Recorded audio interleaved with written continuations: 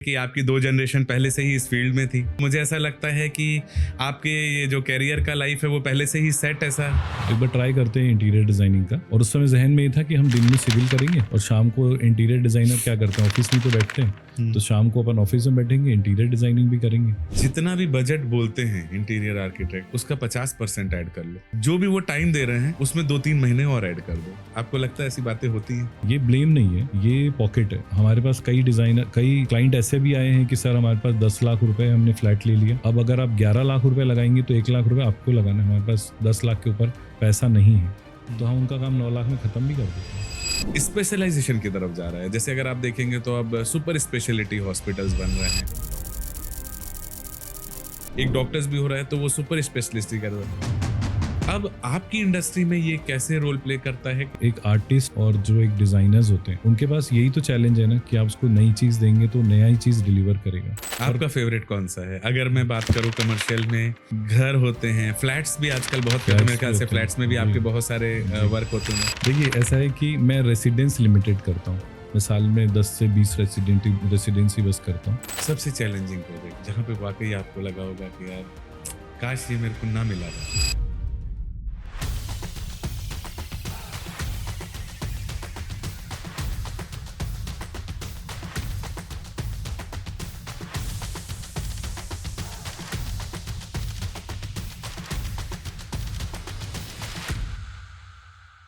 कुछ लोग जगहों को सजाते हैं और कुछ लोग उन जगहों को एक एहसास में बदल देते हैं। आज हम जिनसे मिलने जा रहे हैं वो सिर्फ इंटीरियर डिजाइन नहीं करते हैं, वो दीवारों को कहानी और स्पेस को पहचान देते हैं। रेसिडेंशियल हो या कमर्शियल, हर प्रोजेक्ट में एक नई आत्मा भरने का हुनर रखते हैं। डिजाइन की दुनिया में जिनका नाम भरोसे, क्रिएटिविटी और एक्सीलेंस का प्रतीक बन गया है। So please welcome mister Hitesh Prajapati. So hello Hitesh sir and welcome to the show. Thank you. So जैसा हमको पता है कि आपकी 2 जनरेशन पहले से ही इस फील्ड में थी, तो आपके लाइफ में पहले से ही जब ऐसे मेंटर्स हों तो मुझे ऐसा लगता है कि आपके ये जो करियर का लाइफ है वो पहले से ही सेट ऐसा होगा, मैं मानूं, या फिर आप बताएंगे कि करियर में और क्या रहा है? नहीं रोहित जी, ऐसा नहीं है बिल्कुल भी। मेरे दादाजी जो है वो एग्रीकल्चर में थे। मेरे नाना जी जो है वो जब काम के लिए बाहर निकले तो वो सबसे पहले बॉम्बे गए। बॉम्बे जाने के बाद उनके फेवरेट एक्टर उस समय दिलीप कुमार थे, तो दिलीप कुमार को बहुत पसंद करते थे, उनकी कोई मूवी नहीं छोड़ते थे। और बाय लक उनको पहला जो कंस्ट्रक्शन का काम मिला वो दिलीप कुमार के घर उस समय बन रहा था बॉम्बे में, तो उसके कंस्ट्रक्शन का काम उनको मिला और पूरी टीम वहाँ पर उन्होंने बॉम्बे में काम किया उनके साथ, उनके घर का। और जब वो काम कंप्लीट हो गया तो उसके बाद जिस कंपनी ने वो काम लिया हुआ था उसको भिलाई स्टील प्लांट का काम मिला 1960 अराउंड में। उस समय जैसे अभी नया रायपुर बन रहा है वैसे भिलाई स्टील प्लांट बन रहा था।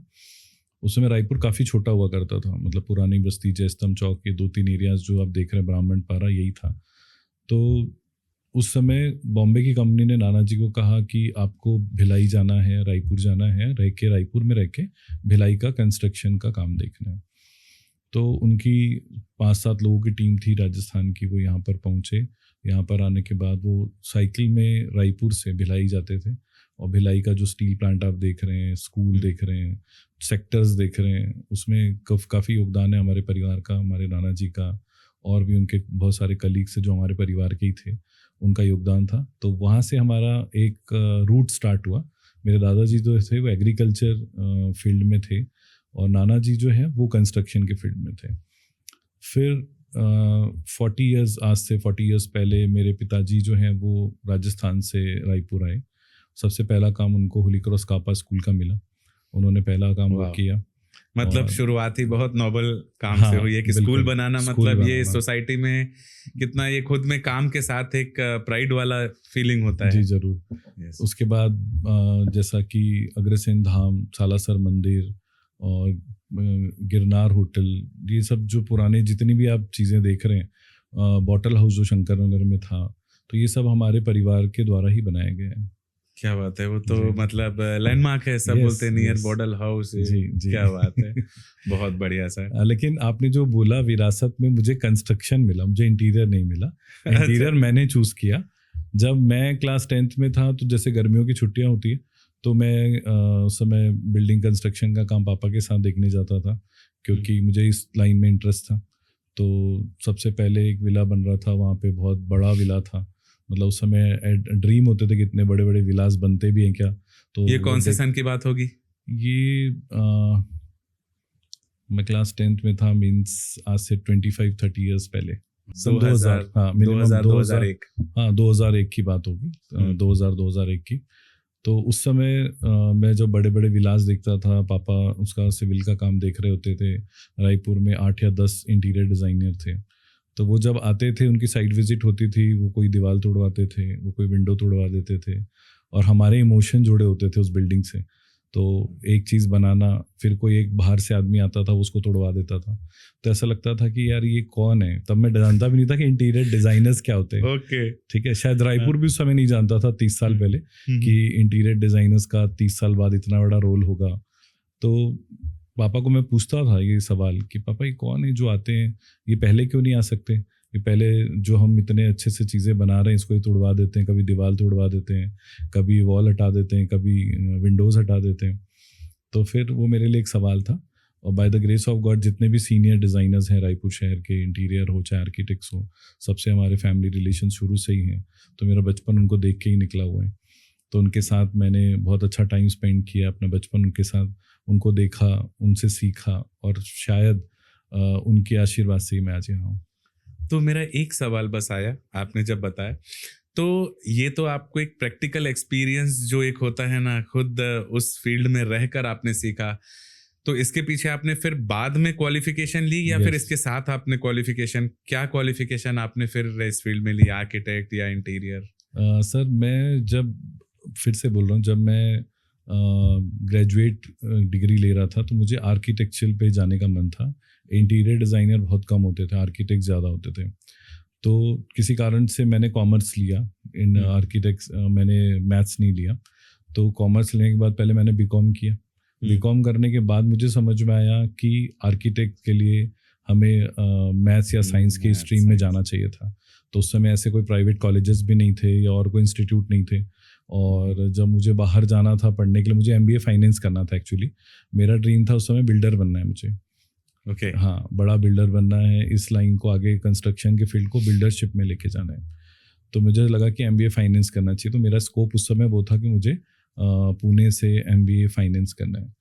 लेकिन घर में अकेला हूँ, घर में छोटा था, दोनों सिस्टर्स की मैरिज हो गई। तो मम्मी का ये था कि नहीं, आप जो भी कोर्स करते हो यहीं से करिए, बाहर जाके कोई कोर्स नहीं करना है।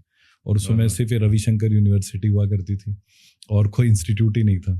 तो पता नहीं, डेस्टिनी था। तो मैंने बीकॉम के बाद एक बार स्टॉप कर दिया स्टडीज़। 1 साल मैंने पूरा सिविल कंस्ट्रक्शन किया। सिंघानिया बिल्डकॉन का काम स्टार्ट हुआ था, उनका भी पहला प्रोजेक्ट था, सुबोध सिंघानिया जी का। और मेरा भी पहला प्रोजेक्ट था। हमने हर्षित टावर, टाटीबंध में 4 टावर थे, वो हमने बनाए थे। तो 1 साल में, ये समझिए मेरा रूटीन था, मॉर्निंग 8 o'clock में साइट पहुंच जाता था और शाम को 6 बजे तक मैं सिविल का काम सीखता था। 1 साल काम करने के बाद वही डोर्स, वही विंडोज़, वही कॉलम, वही बीम एज इट इज़, जो ग्राउंड फ्लोर पे वही फर्स्ट फ्लोर पे, वो देख देख के मुझे ना मोनोटोनस लगने लग गया। इंटरेस्ट आया काम में, और जहाँ मैं जाना चाहता था शायद मैं वहाँ पहुँचता भी, क्योंकि वही मुझे करना था, कंस्ट्रक्शन सीख के बिल्डरशिप लाइन में आना था। लेकिन मुझे वो मोनोटोनस जॉब लगने लगा कि वही कॉलम, वही ब्रिक्स, वही सब काम हो रहे हैं, कुछ नया नहीं लग रहा था। और मैं और पापा बहुत शुरू से, हम लोग रोज़ 1 घंटा बैठ के बात करते हैं। हमारे मतलब दादाजी ने ये चीज़ सिखाई हुई है कि सुबह 1 घंटा और शाम को 1 घंटा आप क्या कर रहे हैं, आपके साथ क्या हो रहा है, वो रोज़ आप बैठ के बात करेंगे अपने पेरेंट्स के साथ, अपने बच्चों के साथ, अपनी फैमिली के साथ। तो ये बात मैंने पापा से शेयर की कि आप जो काम बताएं मुझे अच्छा तो लग रहा है, लेकिन मुझे मज़ा नहीं आ रहा, तो मैं ये शायद आगे नहीं कर पाऊँ। अभी तो अच्छा लग रहा है। तो बोले क्या करना चाहते हो? मैं बोला कुछ और करना चाहता हूँ। तो बोले क्या करोगे? बोला करना तो आर्किटेक्चर था और या बिल्डरशिप करना था, ये 2 ही चीज़ें हैं, लेकिन दोनों अब पॉसिबल नहीं लग रही है। तो बोले आप ट्राई करो, क्योंकि कॉमर्स से ले लिया था और हम उससे हट गए रायपुर थे। उस समय काफ़ी छोटा था, इंस्टीट्यूट नहीं थे, बाहर जाने का रिस्ट्रिक्शन था कि मम्मी को ऐसा लग रहा था कि अकेला है, मैं उसको बाहर भेज दूंगी। थोड़ा इमोशन था उनका कि नहीं, मैं अकेले नहीं भेजूंगी कहीं बाहर मेरे बेटे को। ऐसा होता है, मदर्स का एक सॉफ्ट कॉर्नर होता है। तो लेकिन वो सब डेस्टिनी लिखी हुई थी शायद, इसलिए ऐसा हुआ।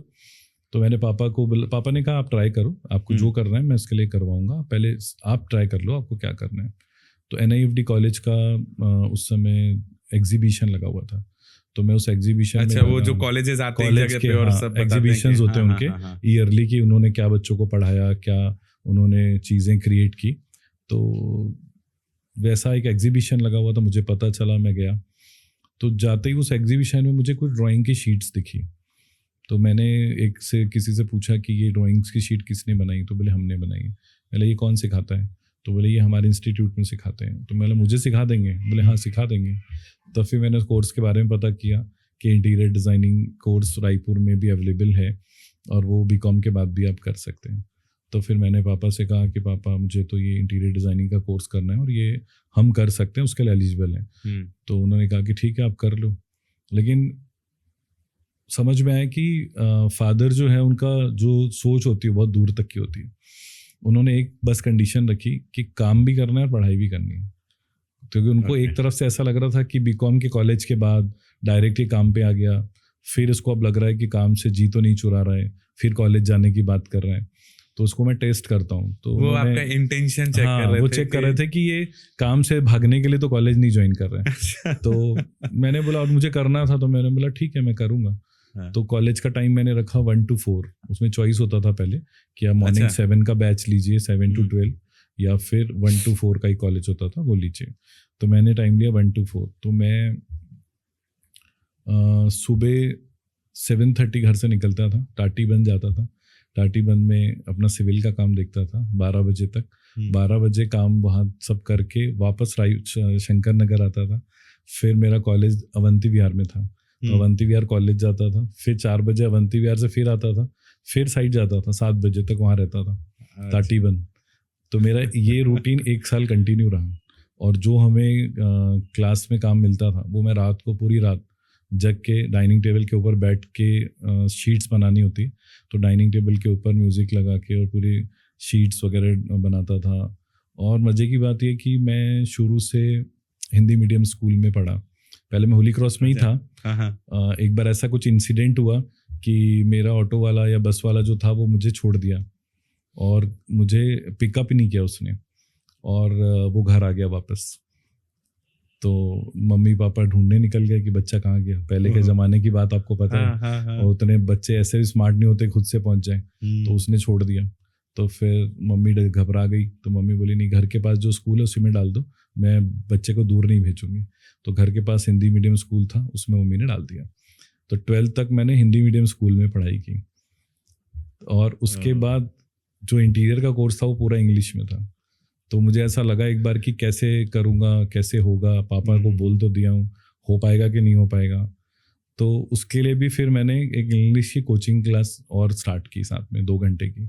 मतलब आप सिविल का काम देख रहे हैं, कॉलेज अटेंड कर रहे हैं, इंग्लिश की क्लास कर रहे हैं, फिर उनके जो असाइनमेंट्स हैं वो भी कर रहे हैं।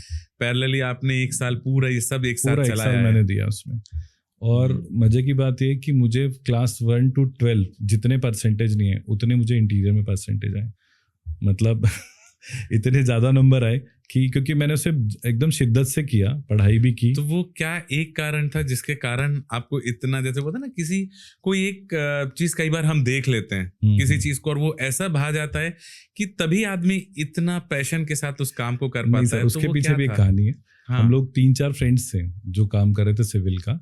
तो मैंने सबसे कहा, जो हमारे एज ग्रुप के ही थे, मैंने बोला कि अभी हमारी पढ़ने की उम्र है, अभी हम पढ़ सकते हैं, तो एक बार ट्राई करते हैं इंटीरियर डिज़ाइनिंग का। और उस समय जहन में ये था कि हम दिन में सिविल करेंगे और शाम को इंटीरियर डिज़ाइनर क्या करते हैं, ऑफिस में ही तो बैठते हैं, तो शाम को अपन ऑफिस में बैठेंगे, इंटीरियर डिज़ाइनिंग भी करेंगे। तो मेरे एक दोस्त ने बोला कि तेरे से ये काम नहीं होएगा। बस उसने इतना ही कहा कि ये काम तेरे से नहीं होएगा। तो मैंने बोला यार ऐसा कौन सा काम है जो मेरे से नहीं होगा। तो उस शायद उनको दिखाने के लिए और पापा का जो ट्रस्ट था मेरे ऊपर, वो दोनों मेरे को ऐसा जहन में बैठ गया कि मुझे ये काम करना ही है। और आज वो मेरा फ्रेंड आज भी सिविल का ही काम कर रहा है और मैं आज इंटीरियर डिजाइनर। मतलब ऐसा बोला जाता है किसी से काम करवाना हो तो या तो नेगेटिव मोटिवेशन काम करता है या पॉजिटिव। आपके पास दोनों थे। हाँ, दोनों थे। पापा की तरफ से पॉजिटिव मोटिवेशन और यहाँ से नेगेटिव मोटिवेशन।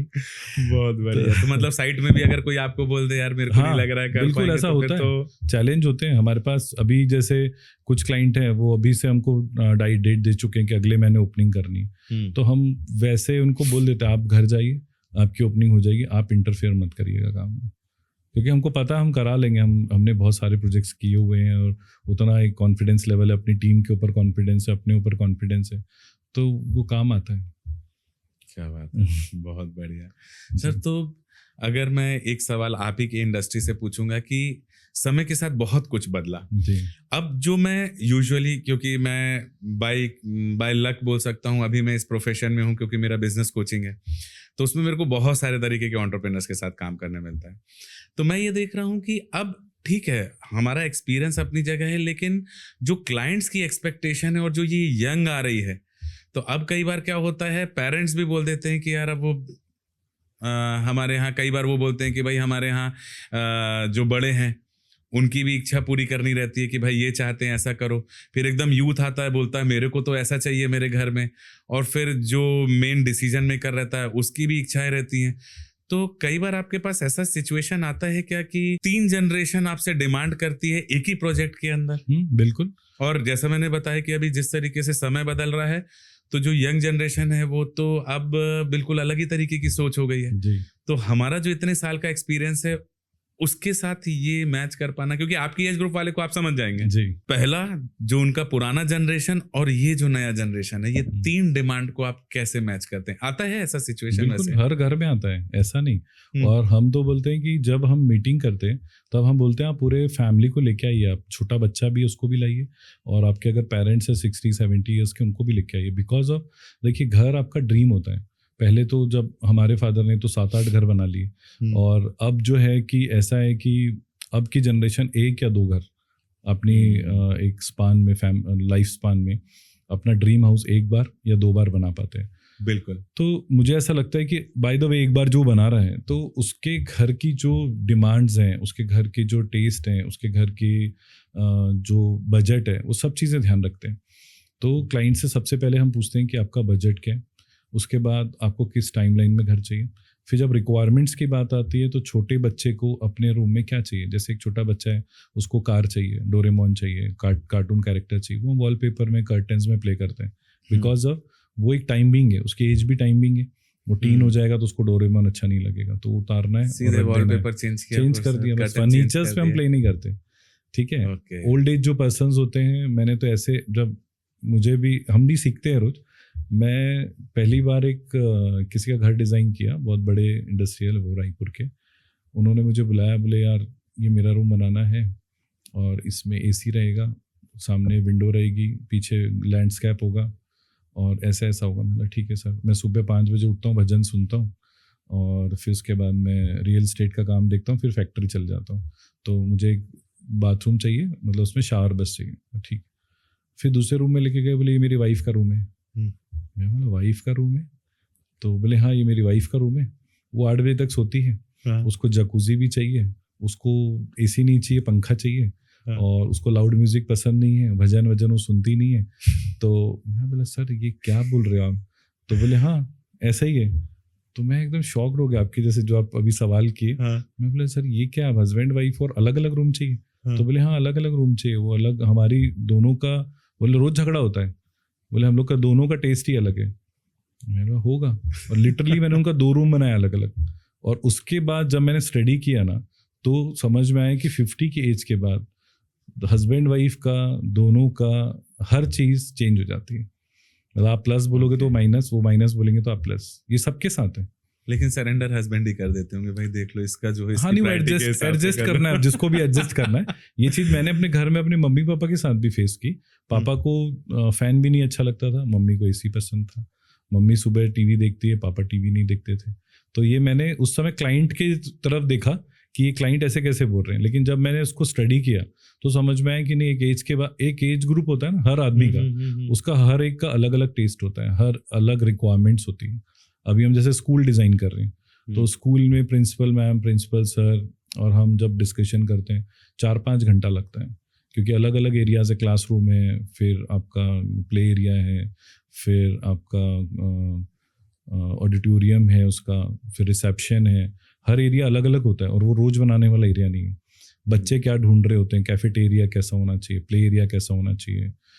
तो अभी मैंने अपने बेटे से बात की, वो अभी क्लास 6th में, तो मैंने उसकी गर्मी की छुट्टी हो रखी है, मैंने बोला यार मेरी हेल्प करेगा? बोला हाँ बोलिए क्या करना है?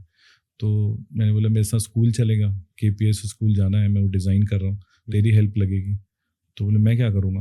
मैंने आप लोग स्कूल में क्या ढूंढते हो ना, वो आपसे मेरे को सीखना है, तो एक बार मेरे साथ विजिट करो, मैं क्या क्या बना रहा हूँ, तो आप मुझे टिप्स देना कि यहाँ ऐसा होना चाहिए, क्योंकि आपके इनपुट मेरे लिए ज़रूरी है, क्योंकि आप स्कूल में पढ़ रहे हो, आप स्कूल में क्या ढूंढते हो, क्या देखते हो। मैं बहुत अच्छा फॉल सीलिंग कर दिया, बहुत अच्छा फ्लोर कर दिया, बहुत अच्छे कलर्स कर दिया, लेकिन वो मैंने किया।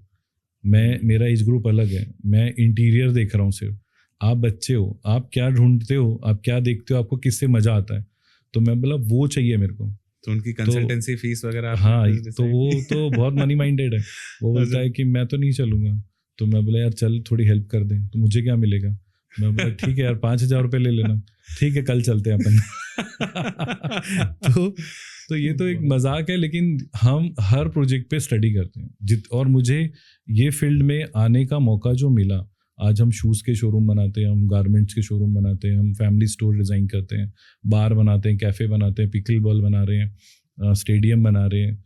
तो इतनी सारी चीज़ें बनाते हैं, तो पहले उसको स्टडी करना होता है कि उसकी ज़रूरत क्या है, इस जगह की क्या ज़रूरत है, उसके बाद वो काम हमारे लिए स्टार्ट होता है। क्वेश्चन अभी क्लिक किया मेरे दिमाग में, जब आपने इतने सारे सेक्टर्स बोले, इतने सारे अलग अलग डिफरेंट रिक्वायरमेंट, एक स्कूल की रिक्वायरमेंट बिल्कुल अलग, एक घर की रिक्वायरमेंट अलग, फिर एक हॉस्पिटल भी कर रहे हैं, है ना, सब इतने सारा कर रहे हैं। तो जिस तरीके से अभी इंडस्ट्री बढ़ रही है कि अब स्पेशलाइजेशन की तरफ जा रहा है, जैसे अगर आप देखेंगे तो अब सुपर स्पेशलिटी हॉस्पिटल्स बन रहे हैं, एक डॉक्टर्स भी हो रहा है तो वो सुपर स्पेशलिस्ट कर रहा है।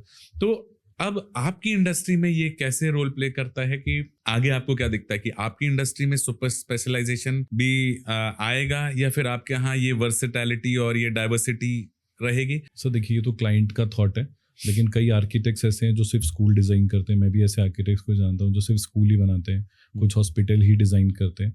हाँ, ये अच्छा है कि वो उनसे चूक नहीं होती, क्योंकि वो एक ही काम कर रहे हैं। लेकिन जैसे हम जिस जगह बैठे हैं या हम जो काम कर रहे हैं, हम भी अभी बड़े बड़े प्रोजेक्ट्स कर रहे हैं और हर तरह के प्रोजेक्ट्स कर रहे हैं, ऑल ओवर इंडिया प्रोजेक्ट कर रहे हैं। लेकिन मुझे ऐसा लगता है कि चैलेंजेस एक आर्टिस्ट और जो एक डिज़ाइनर्स होते हैं, उनके पास यही तो चैलेंज है ना कि आप उसको नई चीज़ देंगे तो नया ही चीज़ डिलीवर करेगा।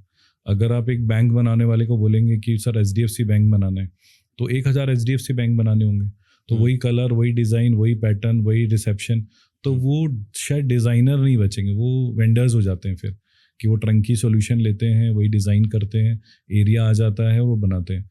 तो वो डिज़ाइनर्स शायद मेरे हिसाब से नहीं होते। और एक डिज़ाइनर और एक वेंडर्स, एक कॉन्ट्रैक्टर में बहुत फ़र्क है।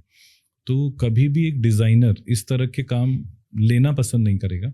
उसको ऐसा लगेगा, मैं पर्सनली मेरी बात कर रहा हूँ, हाँ, कि मुझे कभी भी एक सेक्टर में, जैसे हमने कमर्शियल बहुत शोरूम किए, पंडरी में ही कम से कम मैंने 100 से ज़्यादा कमर्शियल शोरूम्स बनाए, जिसमें महाराजा हो गया, फैशन हाउस का रंग सेक्टर हो गया, और सिमी हो गया, बहुत सारे स्टोर हो गए बच्चों के, मतलब बच्चों के स्टोर हो गए, फैशन साड़ी हो गया। तो हर तरह के प्रोजेक्ट्स हमने किए।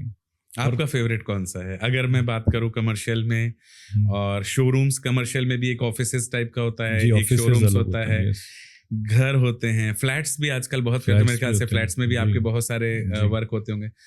तो अगर मैं बोलूं तो सबसे फेवरेट आपको कहाँ काम करना अच्छा लगता है? किस तरीके के प्रोजेक्ट्स में आपका ज्यादा पैशन आता है, जिसमें आपको ऐसा लगता है मजा आ गया, अब ये काम मिला? देखिए, ऐसा है कि मैं रेसिडेंस लिमिटेड करता हूँ। मैं साल में 10 से 20 रेसिडेंसी बस करता हूँ, बिकॉज वहाँ लोगों का इमोशन जुड़ा होता है। तो मैं उस काम को इमोशन से जोड़ के ही करता हूँ कि आपने अगर मुझे काम दे दिया तो आपका घर बन रहा है, बाद में पहले मेरा घर बन रहा है। अगर मेरा घर बन रहा होता तो उसमें क्या क्या चीज़ें चाहिए, कितने टाइम में वो आपको चाहिए, किस बजट में चाहिए, और कैसा होना कि आगे चल के कोई भी मेंटेनेंस का क्लॉज नहीं है। फिर वो चाबी आपको हैंड ओवर करूँगा कि सर अब आपका घर है। तो हम क्लाइंट को भी हमेशा साइड पे ही बोलते हैं कि आपका घर उस दिन होगा जब आप रहने आओगे, आज ही मेरा घर है। तो शायद मैं बाकियों के जैसे बहुत ज़्यादा रेसिडेंस प्रोजेक्ट नहीं करता। और रहा सवाल कमर्शियल प्रोजेक्ट, वो मेरे लिए फेवरेट है। जैसा मैं बताया कि बहुत सारे हमने शोरूम्स किए हैं, तो हम शोरूम्स जो है वो टाइमलाइन में करते हैं। टाइमलाइन मीन्स डेज में, और शायद घंटे भी बोल दीजिए आप, कि अगर आपने मुझे पंडरी की बात करो, जैसे मैंने, क्योंकि वहाँ ज़्यादा प्रोजेक्ट्स किए, तो minimum 30 days, maximum 45 days 2000 square feet के शोरूम हमने इस time right from the scratch. या सिविल के साथ भी कई किए, मतलब कुछ सिविल चेंजेस के साथ भी हमने इतने ही दिनों में पूरा प्रोजेक्ट किया हुआ है। सो आपने दोनों को अपना फेवरेट बताया है। यस, घर को इसलिए फेवरेट बताया क्योंकि आप उससे इमोशनली अटैच रहते Yes. हैं, और कमर्शियल को इसलिए बताया क्योंकि वो फेवरेट है, उसमें भी आपको मजा आता है, बहुत- बिकॉज वहाँ उसमें मजा आता है, डेडलाइन और हाँ। टाइमलाइन वो चैलेंज 2020 ज्यादा हमारे रहता लिए है। तो उसमें मजा आता है कि देखिए उसमें क्लाइंट का बहुत इंटरफेरेंस नहीं होता। घर में बहुत ज़्यादा डिस्कशन होते हैं, बहुत सारी चीज़ें चेंज होती है, थोड़ा स्लो वर्किंग होती है। कमर्शियल में चीज़ें बहुत ज़्यादा नहीं होती, एक दो बार रिक्वायरमेंट्स बता दिए, फिर वो पूरा हमारे ऊपर रहता है, कलर कॉम्बिनेशन, सिलेक्शन, फिर टीम को अलाइन करना, जल्दी काम करना, क्योंकि रेंट बहुत भारी होते हैं कमर्शियल शोरूम्स के। तो एक एक दिन लेट करने से हमें पता होता है कि कितना नुकसान हो रहा है, तो हम उसको थोड़ा और पैशनली जल्दी काम कंप्लीट करते हैं। सो हितेश सर, एक सवाल है कि जब भी कोई कंस्ट्रक्शन करवाना चाहता है तो उसको किस स्टेप्स को फॉलो करना चाहिए? जैसे उसमें वास्तु वाले भी होते हैं, आर्किटेक्ट्स, इंटीरियर्स, तो वो किस तरीके से अपने कंस्ट्रक्शन को प्लान करे सो दैट वो जो चाहता है वो उसको समय पे मिल जाए और सही तरीके से मिले जैसा वो चाहता है? जी, अच्छा सवाल है रोहित जी। एक्चुअली सबसे बड़ी प्रॉब्लम इस फील्ड में ये आती है कि कोई भी एक डिसीजन मेकिंग जब आता है कि कंस्ट्रक्शन करना है, या कोई प्रोजेक्ट डिज़ाइन करना, ऑफिस बनाना है, या एक कोई हॉस्पिटल डिज़ाइन करना है, तो हर चीज़ का एक अलग प्रोसेस है और अलग वे होता है। जैसे कि सबसे पहले आपको एक प्लानिंग अपनी फैमिली के साथ पहले करनी है कि हम क्या प्रोजेक्ट ला रहे हैं, either residence, either commercial, either एक हॉस्पिटल या स्कूल, वॉटेवर। तो आपका पहले एक डेटा क्लियर होना चाहिए, एक बजट क्लियर होना चाहिए। देन जब एक कंसल्टेंट से मिलते हैं तो पहला कंसल्टेंट होता है आर्किटेक्ट। आर्किटेक्ट के पास अब जो चीज़ें इनपुट देते हैं आपकी, मुझे एक बिल्डिंग बनानी है फॉर एग्जांपल, या मुझे एक मकान बनाना है, तो मुझे उसमें क्या क्या चाहिए, आप एक अपनी रिक्वायरमेंट्स नोट डाउन करिए, आप उनको दीजिए। वो आपको दो ऑप्शन बना के देते हैं, एक प्रैक्टिकल, एक एज पर वास्तु। बट जो आर्किटेक्ट होता है वो 100% वास्तु का उनको नॉलेज नहीं होता, वो उनको स्ट्रक्चर का, बिल्डिंग का नॉलेज होता है। तो हम जब एक प्लान रेडी करते हैं, उसके बाद वास्तु कंसल्टेंट साथ में हमारे होते हैं जो उस प्लान में वास्तु की कमी को पूरा करते हैं। एक वास्तु और होता है कि जो आपके नाम से आपकी लैंड का वास्तु डिसाइड होता है कि वो जो ज़मीन आपने ली है वो आपको सूट हो रही है कि नहीं। हो सकता है हर ज़मीन हर आदमी को सूट नहीं होती। मैंने कई एग्जाम्पल्स ऐसे देखे हैं कि राजा रंग बन जाते हैं और रंग राजा बन जाते हैं। ये ऐसा होता है और ऐसे बिलीफ भी होते हैं। जैसे आप देखेंगे कि जो सदर बाजार में, पुरानी बस्ती में रहते हैं, वो आज भी अपना घर नहीं छोड़ पाते क्योंकि एक अटैचमेंट जुड़ा होता है हर घर से।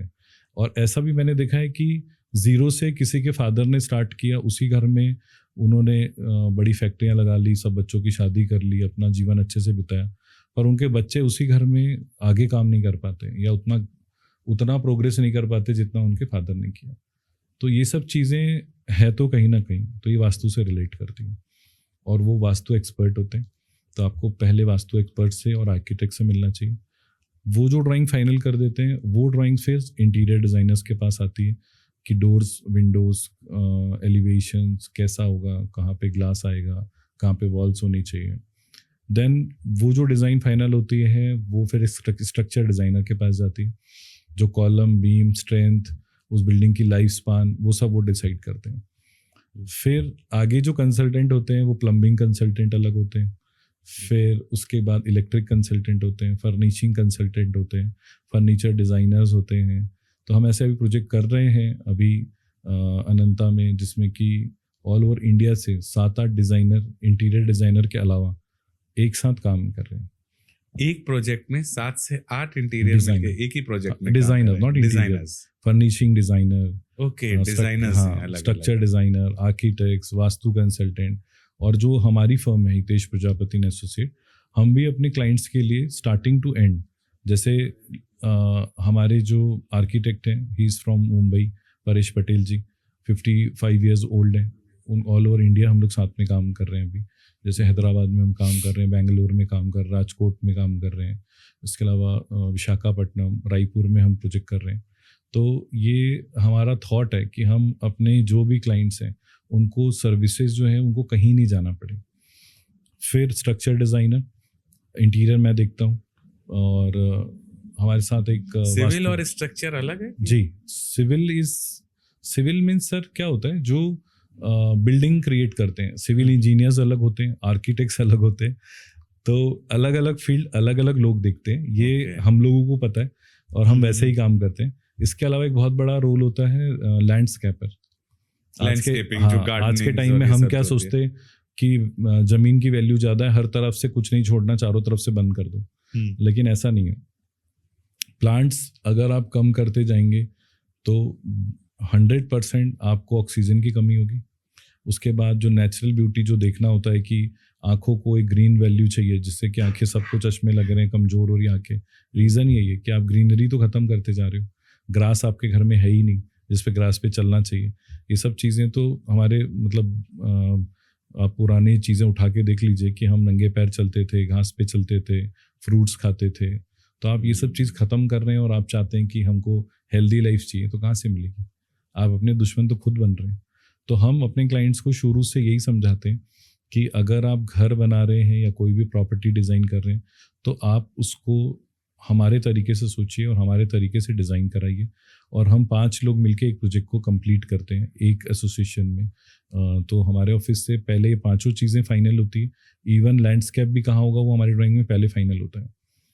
स्ट्रक्चर आपके बिल्डिंग का पहले फाइनल होगा, इंटीरियर पहले फाइनल होगा, उसके बाद ऑन पेपर के बाद वो प्रोजेक्ट जो है वो स्टार्ट होता है। जो एक क्लाइंट घर बना रहा है उसका एक अपना लिमिटेड स्कोप है सोचने का, और आप लोग का बहुत वाइड है, तो आप उसको कैसे एक अपने क्लाइंट के दिमाग में डाल के और उसको कन्विंस, या फिर आप उनके हिसाब से चलते हैं, या फिर आप अपने आइडियाज उनको समझाते हैं और फिर उनके आइडियाज के साथ उसको मर्ज करते हैं? क्योंकि चैलेंज तो आता होगा क्योंकि आप जान रहे हो कि इससे अच्छा बन सकता है, लेकिन क्लाइंट कई बार नहीं मानता होगा, तो उस केस में आपका क्या पॉइंट ऑफ व्यू रहता है, आप क्या डिसीजन लेते हैं?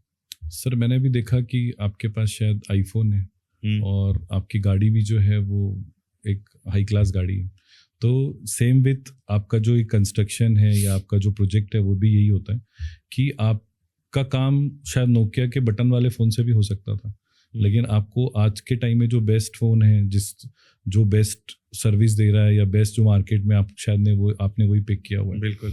तो कभी भी जो क्लाइंट है हमारे वो हमेशा बेस्ट पिक करने ही हमारे पास आते हैं कि बेस्ट सर्विसेज, हमारे पास जो एक्सपीरियंस है, हमारे पास जो टीम है, हमारा जो वर्किंग स्टाइल है वो बेस्ट है शायद, इसलिए वो हमको पिक करते हैं। और वो हम नहीं कहते, वो हमारा जो एक्सपीरियंस है, और हम अपने लिए बोलते हैं कि सर हम जो काम कर रहे हैं वो बेस्ट है। आप किसी से कंपैरिजन किसी का भी नहीं कर सकते, लेकिन हाँ मैं अपने क्लाइंट्स को ये श्योर करता हूँ कि स्टार्टिंग टू जब तक आपको की हैंड ओवर करना है तब तक की रिस्पॉन्सिबिलिटी मेरी है। गलतियाँ हमसे भी होती होगी, लेकिन हम उस गलती को सुधारते हैं, उसके लिए कमिटेड रहते हैं, अपने काम को लेकर 100% ईमानदार रहते हैं, तो शायद हम आज यहाँ पर हैं। आज की डेट में डॉक्टर भी अपनी फील्ड में बहुत जाता है, लेकिन पेशेंट भी डॉक्टर के पास पहले ही लेके जाता है कि मैंने ये सर देखा है ऑनलाइन, ये सिम्टम्स है, और मेरे को लगता है कि ये कई बार तो बोलता है मेरे हिसाब से तो मैंने ये दवाई ले ली है, आप बता दीजिए सही है कि नहीं। तो डॉक्टर को भी बड़ा खराब लगता है कि मेरी इतनी साल की पढ़ाई और वो लेकर आ रहा हूँ, और यकीन मानिए कई बार डॉक्टर भी जानता है कि इसने सही दवाई ले ली।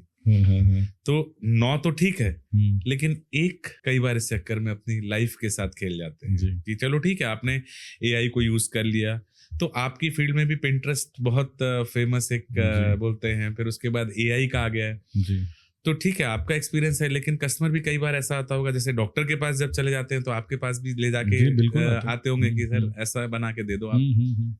तो सर देखिए, वैसे कस्टमर्स या ऐसे क्लाइंट्स हमारे पास नहीं आते, या आते भी है तो हमारा काम है उनको एजुकेट करना, क्योंकि हम डिज़ाइनर हैं, हम क्रिएटर्स हैं, हम आपकी ज़रूरत, आप जो हमें बताएंगे सर मेरा बजट क्या है, मेरी ज़रूरत क्या है, वो आपको डिलीवर करना मेरा काम है। इंस्टाग्राम पे, फेसबुक पे या पिंटरेस्ट पे कोई चीज़ अगर है तो शायद वो ज़रूरी नहीं अच्छी दिख रही हो, लेकिन वो आपके काम की नहीं है, तो वो समझाना मेरा काम है। और अगर मैं पिंटरेस्ट के डिज़ाइन या पिंटरेस्ट की चीज़ें बना के आपको हैंडओवर करूँ तो शायद मैं डिज़ाइनर नहीं हूँ। तो वो भरोसा हमें दिलाना पड़ता है कि सर आप अपनी ज़रूरत बताइए और हमारी जो क्रिएटिविटी है वो आप देखिए, और शायद ऐसे ही प्रोजेक्ट हमने किए हुए हैं और करते आ रहे हैं, इसके लिए हम फेमस है शायद। इतना सारा आपने बताया, जैसे एक व्यक्ति होता है बहुत सारे मल्टीपल काम करते हैं, बट कुछ चीज़ों में वो बहुत स्पेशलाइज होते हैं और उनमें उनका कोई हाथ नहीं पकड़ पाता। तो अगर आपकी फील्ड में मैं पकड़ूं तो ऐसा कौन सा आपके प्रोजेक्ट में ऐसी चीज़ होती है जो आपको लगता है नहीं यार ये काम ऐसा है जिसमें किसी के लिए मेरा हाथ पकड़ना मुश्किल है? मे बी कई बार वो डिज़ाइन हो सकता है, कई बार कलर कॉम्बिनेशन हो सकता है, यूनिकनेस में कुछ हो सकता है। मतलब मुझे बहुत ज़्यादा नहीं पता, आप ज़्यादा बेहतर तरीके से बता पाएंगे कि एक चीज़ जो आपको ऐसा लगता है हाँ ये मेरे पास है, ये मेरी है। नहीं देखिए, डिज़ाइन तो है ही हमारा सबसे बड़ा फोटे कि हम डिज़ाइन के लिए ही जाने जाते हैं। इसके अलावा सिर्फ डिज़ाइनिंग से काम नहीं होता है, एक मैनेजमेंट बहुत बड़ी चीज़ है, क्योंकि हमको 20 से 25 वेंडर्स को एक प्रोजेक्ट में इनलाइन करना पड़ता है। फिर वो वेंडर्स के साथ हमको कंटिन्यू फॉलोअप्स भी लेने पड़ते हैं।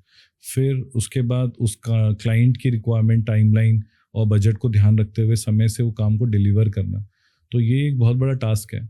और रोज़ हमें 1 घंटे 2 घंटे सिर्फ आपको मैनेजमेंट में लगते हैं, office management, site management, purchase management, उसके बाद फिर सिलेक्शन मैनेजमेंट। तो ये बहुत बड़ा एक मैनेजमेंट फील्ड भी है सर। जिसको मैनेजमेंट आता है वो क्रिएशन प्लस मैनेजमेंट करके बहुत आगे जा सकता है। तो आपको लगता है कि मैनेजमेंट को आप एक चीज़ बोलते हैं, क्योंकि इतनी सारी चीज़ें इसमें लगती हैं कि उनको एक प्लेटफॉर्म पे लाना, सबको कोऑर्डिनेट करना और इतना स्मूथली काम करवाना, ये एक बहुत बहुत बड़ा टास्क है। और शायद एक ह्यूमर भी है कि लोगों को लगता है कि इंटीरियर डिज़ाइनर्स प्रोजेक्ट ले लेते हैं लेकिन फ़ोन नहीं उठाते, मिलते नहीं है, टाइम दे देते वहाँ आते नहीं है। ये तो ये पिछले 20 साल में मेरे साथ नहीं हुआ है, क्योंकि मैं जिस दिन से प्रोजेक्ट स्टार्ट करता हूँ उस दिन से लेके जिस दिन तक साइड हैंडओवर करना है, तो मैं क्लाइंट के से पहले चीज़ें अवेयर कर लेता हूँ। मतलब क्लाइंट का कॉल नहीं आता है कि सर आपको ये चीज़ पता नहीं है, या आपको इस चीज़ के बारे में पता नहीं, या नॉलेज नहीं है, या वो कोई नई चीज़ मुझे बता रहे हैं जो साइट पे हो रही है। मुझे हर चीज़ की खबर होती है कि साइट पे क्या चल रहा है, क्या चीज़ आगे लगनी है, अगले हफ्ते हमें क्या करना है, इस हफ्ते हम क्या कर रहे हैं। तो हमारा मैनेजमेंट बहुत ज़्यादा स्ट्रांग है, और वो मैंने अपने आप से ही सीखा। जो मैं बोला मैं MBA करना चाहता था, तो वो मैंने MBA ऐसे ही कर लिया, और कुछ मैंने मैनेजमेंट की क्लासेस भी की पिछले साल, तो उनको भी लेकर मैंने जो मेरे अंदर चीज़ें हैं उससे सुधारी। और देखिए, दिन भर मैं कुछ सीखता हूँ। सबसे अच्छी बात हमारे साथ ये है कि हमें जब तक हम हैं इस फील्ड में या इस लाइफ में, हमें सीखना चाहिए, हर किसी से सीखना चाहिए। मैं बस ये पूछने ही वाला था कि 20 साल के बाद आप बोल रहे हैं कि आप कोर्सेज कर रहे हैं और सीख रहे हैं। हाँ। ये मैं भी सबको बोलना चाहूँगा कि हाँ, ये एक ऐसा एटीट्यूड है ये जो सब में होना चाहिए। बिल्कुल, खास करके एक प्रोफेशनल में तो मतलब बहुत ज़रूरी। बिल्कुल सर। देखिए, स्टडीज़ करेंगे, आप सीखेंगे। आज मेरे यहाँ कंपनी पर्सन्स आते हैं, नई नई चीज़ें लेकर आते हैं, उनसे हम इंटरेक्ट होते हैं, वही हमें सिखाते हैं कि नई मार्केट में चीज़ें क्या आ रही हैं। अभी हमारे कई जूनियर्स हैं, वो ऑफिस में उनको टाइम नहीं देते, तो मैं एक रिक्वेस्ट करना चाहता हूँ कि अगर जैसे MRs हैं, आज MRs की सैलरी लाख रुपए भी है, अगर डॉक्टर उनको टाइम नहीं देगा तो उनको लाख रुपए सैलरी कौन देगा, उनका घर कैसे चलेगा? ठीक है, आप होंगे बहुत बड़े डॉक्टर, लेकिन MR के लिए वो टाइम निकालते हैं, समझते हैं कौन सी दवाई नहीं आ रही है, उससे कौन सा पेशेंट जल्दी ठीक होगा। या हो सकता है उन्होंने पहले से स्टडी कर ली हो या उनको पहले से पता हो, लेकिन इतना ग्रेटिट्यूड होना चाहिए कि जो भी बंदा आपसे मिलने आ रहा है एटलीस्ट उसको 5 मिनट दें, उसकी बात सुने, क्योंकि उसके लिए वो रोल बहुत बड़ा है। उसको जाके कंपनी में जवाब देना है, कंपनी में वो हमारे साथ कई लोग सेल्फी लेते हैं कि सर के साथ हम मिलकर आए, तो हमें समझ में आता है कि हमारी कितनी बड़ी रिस्पॉन्सिबिलिटी है वो। तो ये मैं रिक्वेस्ट करूँगा इस पॉडकास्ट के माध्यम से कि जितने भी लोग आपके से मिलने आते हैं, आपको कुछ सिखाने आते हैं, आपको अगर कोई कंपनी पर्सन मिलने आ रहा है तो ज़रूर उनसे मिलना चाहिए आपको। हाँ, ये ऐसा देखा जाता है कि लोग यूजुअली नहीं मिलना चाहते हैं, अवॉइड मिलना नहीं चाहते हैं। सर, एक पॉइंट मैंने देखा, जब भी मैं कभी किसी के यहाँ काम चलता रहता है या कहीं देखता हूँ, और ज़्यादातर मैंने ये सुना है कि जितना भी बजट बोलते हैं इंटीरियर आर्किटेक्ट बोलते हैं, वो जितना बोलते हैं ना उसका 50% ऐड कर लो और जो भी वो टाइम दे रहे हैं उसमें 2-3 महीने और ऐड कर दो। ठीक है, क्या ये आपको लगता है ऐसी बातें होती हैं? देखिए सर, ये हाँ बिल्कुल होती है ऐसे, लेकिन इसके पीछे रीज़न है। ये ह्यूमन साइकोलॉजी आपके साथ भी होता होगा। जैसा मैंने आपको एग्जांपल दिया, आपको फ़ोन चेंज करना है, आप बोलोगे मुझे 50,000 तक का ही फ़ोन लेना है क्योंकि मैं हर साल फ़ोन चेंज कर देता हूँ। लेकिन जब आप शॉप जाएंगे वो बोलेगा सर ये नया आया है, इसमें ये फीचर्स है, ये फोल्ड हो जाता है, इसमें कैमरा क्वालिटी ज़्यादा अच्छी है। फिर आपको एक बार के लिए लगता है यार एक बार ही तो लूँगा, थोड़ा अच्छा होना चाहिए। ठीक है, कितने का? 70,000 का है, ले लेते हैं। तो बजट दुकान वाले ने बढ़ाया कि आपने बढ़ाया? डेफिनेटली उसने तो आपको नहीं, वो तो 20,000 का फोन भी दे रहा था आपको। तो ये ब्लेम इंटीरियर डिजाइनर पे आता है। लेकिन देखिए, ये ब्लेम नहीं है, ये पॉकेट है। हमारे पास कई क्लाइंट ऐसे भी आए हैं कि सर हमारे पास 10 लाख रुपए हमने फ्लैट ले लिया, अब अगर आप 11 लाख रुपए लगाएंगे तो 1 लाख रुपए आपको लगाना है, हमारे पास 10 लाख के ऊपर पैसा नहीं है। तो हम उनका काम 9 लाख में ख़त्म भी कर देते हैं। आप एक बड़े होटल जाइए, आज आप हयात जाइए, आप बेबीलोन जाइए, कोई बड़े होटल में जाएंगे तो वो आपको ये नहीं बोलेगा कि सर मैं आपको चाय कॉफ़ी सर्व नहीं करूँगा, सिर्फ आपको यहाँ तो खाना ही खाना पड़ेगा क्योंकि हमारा होटल बहुत बड़ा है, इसके खर्चे ज़्यादा हैं।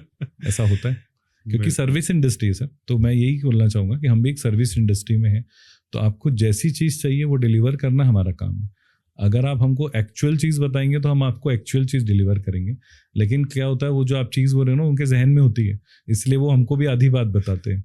से पुलिस से और डॉक्टर से सब लोगों को पहले से ही पता है कि 50% बढ़ना है। लेकिन देखिए, पॉकेट अलाउ करता है तो ही चीज़ें बढ़ती है, और सबका ऐसा लगता है मन से चीज़ें बनती है, अच्छी चीज़ें बनाएं, तो वो खुद हमको इंसिस्ट करते हैं कई बार कि सर अच्छी चीज़ लगाओ। और देखो, हमारा काम है उनको अच्छा बुरा समझाना। जैसे मैं छोटा सा एग्जाम्पल देता हूँ कि घरों में जैसे मैं इटालियन मार्बल यूज़ करता हूँ, तो इटालियन मार्बल और विनियर इसलिए यूज़ करना चाहिए कि वो नेचुरल होता है। नेचुरल चीज़ों का कभी भी कोई कंपटीशन नहीं रहा है और न रहेगा। हाँ, उसकी जगह आर्टिफिशियल जैसे लैमिनेट हो गया, टाइल्स हो गया, उन्होंने ले ली। क्यों? क्योंकि उसका पैसा भी कम लग रहा है और समय कम लग रहा है। लेकिन अगर वो चीज़ें आगे चल के आपके लिए प्रॉब्लम क्रिएट करेगी तो क्या लगाना वो सही है? तो एज अ कंसल्टेंट मैं मना करता हूँ कि नहीं, अगर आप रेसिडेंस प्रोजेक्ट कर रहे हैं तो ये मत लगाइए। कमर्शियल प्रोजेक्ट कर रहे हैं तो आप लगा सकते हैं, और अगर आपको बजट कंसर्न है तो या लगाना चाहिए वहाँ लगाइए आप। तो ये तो आपने एक सवाल का जवाब दिया कि बजट। दूसरा होता है जो टाइम बोलते हैं आर्किटेक्ट, उसका बढ़ा के चलो 2-3 महीना। फिर मैं आपको ये बोल रहा हूँ कि टाइम के लिए ही मैं रायपुर में फेमस हूँ। अगर आप मुझे कोई प्रोजेक्ट कितने भी टाइम के लिए देंगे ना, वो मैं कर सकता हूँ। मैं स्टूडियो में ये चीज़ बोल रहा हूँ कि अगर आप, मैं ये चैलेंज भी है मेरा कि अगर आप मुझे कोई भी काम कोई भी टाइम के लिए दीजिए, वो टाइम इम्पॉसिबल नहीं। हाँ, थोड़ा प्रैक्टिकल होना चाहिए कि हाँ ये चीज़ में हाँ जितना टाइम लगता है उतने टाइम में। हमारे तरफ से टाइम कभी भी डिले हम नहीं करते। हम क्लाइंट को रोज सुबह उठ के एक मैसेज डालते हैं, आपके तरफ से सिलेक्शन है। मैं अपनी टीम को लिखता हूँ कि आपके तरफ से ये चीज़ें हो रही है, लैक हो रही है, इसको ठीक करिए। और ऐसा नहीं कि हफ्ते में 6 दिन मैं खुद फॉलोअप करता हूँ। तो टाइम के लिए तो कभी भी ये नहीं हो सकता कि मेरे प्रोजेक्ट, बल्कि अभी मुझे क्लाइंट मिले जो अपना घर 2 साल 3 साल डिले करे जा रहे हैं। उनको टाइम नहीं होता एक्चुअली, वो उनका बहुत बड़ा कोई बिजनेस है तो उनको टाइम नहीं मिलता। तो उनको मैं इमोशनली मैसेज लिखता हूँ कि सर ये तरीका नहीं है मेरे से काम कराने का। और मैंने उनका मैसेज जो है आर्शीव में रख रखा है, क्योंकि जब मैं देखता हूँ तो मुझे गुस्सा आता है कि मेरा प्रोजेक्ट इतना दिन कैसे चल रहा है। तो टाइमलाइन के लिए शायद आप मुझे या तो जानते नहीं है या मेरे बारे में आपने सुना नहीं। मैं एक इंटीरियर आर्किटेक्ट को लेकर जो एक नॉर्मल परसेप्शन है लोगों का, जब हम बैठ के बात करते हैं तो ये तो मैं अपना एक्सपीरियंस ही बता रहा हूँ कि जब भी मैं किसी से बात करता हूँ तो इस इंडस्ट्री को लेकर यूजुअली लोग ऐसा बोलते हैं। एक और पॉइंट आता है, मैं छोटा सा एग्जांपल टाइम के लिए देना चाहूंगा। नेताजी होटल आपने देखा है, कटोरा तालाब। हाँ, उन्होंने हमें कहा कि हितेश भाई मुझे यार ये रिनोवेट कराना है शोरूम, लेकिन मेरे पास टाइम नहीं है और मैं दुकान बंद नहीं करूंगा। तो मैं बोला ये दोनों चीज़ मैं कैसे करूं? और फ्लोर में ग्रेनाइट लगवाना था तोड़ के, और सीलिंग चेंज करना था, और फर्नीचर चेंज करना था, और शॉप चालू होनी चाहिए। तो मैं बोला ये कैसा है, मतलब ये ऑपरेशन जैसा लग रहा था कि हार्ट भी चालू रहना चाहिए और ट्रांसप्लांट भी करना है। तो मैं बोला ठीक है हो जाएगा। मैंने हो जाएगा बोला, मैंने हो जाएगा, आप अपना जो काम है वो शॉप के बाहर मैंने उन्हें एक टेंट लगा के दिया। मैंने बोला शटर गिराएंगे, अंदर हम काम करेंगे। आप शटर के बाहर 10x10 का 10x15 का मैंने एक टेंट लगवाया, नीचे कारपेट लगाया, सेटअप कराया, कूलर लगा दिया। मतलब आप अपना सेल यहाँ से करते रहिए, हमको अंदर का काम दीजिए। 17 डेज के अंदर डे नाइट काम करके ग्रेनाइट लगाया, सीलिंग का पेंट, सीलिंग, लाइट्स, इंटीरियर वाला भी सब करके हमने उनको दिया। लास्ट में जब उनकी ओपनिंग थी तो उन्होंने कहा कि हितेश भाई यार मेरे को ना पेपर में ऐड देना है। तो मैं बोला तो वो भी आप दे दो ना। वो भी डिजाइन करके पेपर ऐड भी मैंने ही करवाया। ठीक है, तो टाइमलाइन के लिए जो है हम बहुत फेमस है। पंडरी में भी जितने स्टोर्स हमने किए तो मेरा उनके साथ अटैचमेंट कैसा होता है कि मैंने कोई स्टोर डिज़ाइन कर दिया, तो मैं ऐसा नहीं कि मैं एज अ कंसल्टेंट हूँ, मेरा काम नहीं है, मुझे ऐसा लगता है मुझे उसको ब्रांड बनाना है। क्लाइंट को मैं अवेयर करता हूँ कि आप अपना जो लोगो डिज़ाइन करा रहे हैं वो मैं करता हूँ। उसके बाद आपका जो कैरी बैग होता है वो मैं डिज़ाइन करता हूँ, आपका विजिटिंग कार्ड है वो मैं डिज़ाइन करता हूँ। क्यों? जिस दिन वो स्टोर ओपन होगा उस दिन के बाद से वो मेरा स्टोर है। कि किसने बनाया? हितेश प्रजापति ने बनाया। तो उसका कैरी बैग कहीं घूम रहा है तो वो डिज़ाइनर होना चाहिए। किसी को विजिटिंग कार्ड दे रहे हैं, उसका बिल बुक है, वो क्रिएटिव होना चाहिए। तो वो सब चीज़ें मेरे इंटीरियर के अंदर आती हैं। कुछ लोग इंटीरियर्स जैसे हैं, परिचित में भी हैं, वो बोलते हैं आखिरी में पैसा इंटीरियर्स का बड़ा रुकता है, और वेंडर करता है गलती, और वेंडर का भी जो प्रेशर आता है वो एक इंटीरियर आर्किटेक्ट के ऊपर आता है। तो इसका आपके साथ क्या एक्सपीरियंस है? मतलब ये मैंने बहुत सारे इंटीरियर आर्किटेक्ट के साथ सुना है कि ये लास्ट में जब प्रोजेक्ट आता है तो फिर वो पेमेंट को लेकर बड़े इश्यूज होते हैं। तो क्या है इसमें आपके साथ? देखिए, सबसे पहली बात, हमारा जो काम है ना वो सर्विस इंडस्ट्री है। दूसरा, अगर आप पैसे कमाने के लिए इस इंडस्ट्री में तो आपको नहीं आना चाहिए। तीसरा, अगर आप किसी रेस्टोरेंट में जा रहे हैं, मैं आपसे एक फिर से सवाल पूछता हूँ, अगर आपने कोई ऑर्डर की चीज़, वो स्माइल करते हुए आपसे ऑर्डर ले रहे हैं, आपको एक टाइम के अंदर वो चीज़ डिलीवर कर रहे हैं, फिर स्माइल करके आपको बिल दे रहे हैं, और क्या आपको चाहिए वो स्माइल करके पूछ रहे हैं, हो सकता है उनके हाथ से पानी गिर जाए, हो सकता है उनके यहाँ की लाइट चली जाए, वो ऐसी चीज़ें कि वो जानबूझ के नहीं कर रहे, हो जाता है, उस चीज़ को आप भी समझ रहे हैं, ठीक है, तो क्या आप उनके पैसे कम करके देंगे या उनको डांटेंगे? बिल्कुल नहीं। तो वो हमारे साथ होता है कि अगर देखिए, सबसे पहले एक तो मतलब गलती हो सकती है, गलती हो सकती है साइड में, तो इतने सारे लोग हैं, इतने वेंडर्स हैं, और जो काम कर रहे हैं वो थोड़े पढ़े लिखे नहीं होते हैं, ठीक है, लेकिन उनको एजुकेट करना हमारा काम है। तो कभी भी किसी की भी गलती से गलती नहीं हो सकती, और मेरी साइड्स पे कभी पेमेंट्स नहीं रुके, कभी भी हमने कभी लेट काम नहीं किया किसी का, और कभी किसी का दिल नहीं दुखाया। सबसे बड़ी बात है, किसी का दिल नहीं दुखाया जानबूझ के कि हम इंटेंशनली किसी को परेशान कर रहे हैं, नहीं होता है। अगर ऐसा फ्रीक्वेंसी नहीं मैच कर रही, उसको शुरू में ही मना कर देते कि सर आपका काम हम नहीं कर पाएंगे। ऐसा हुआ है आज तक? आपने ऐसे कितने प्रोजेक्ट? बहुत सारे प्रोजेक्ट, बहुत सारे।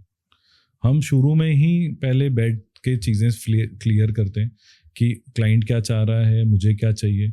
अगर मुझे लग रहा है कि वो मेरे लायक क्लाइंट नहीं है, कि मेरी बात, देखो हमको रिजिड होना पड़ता है डिज़ाइंस को लेके।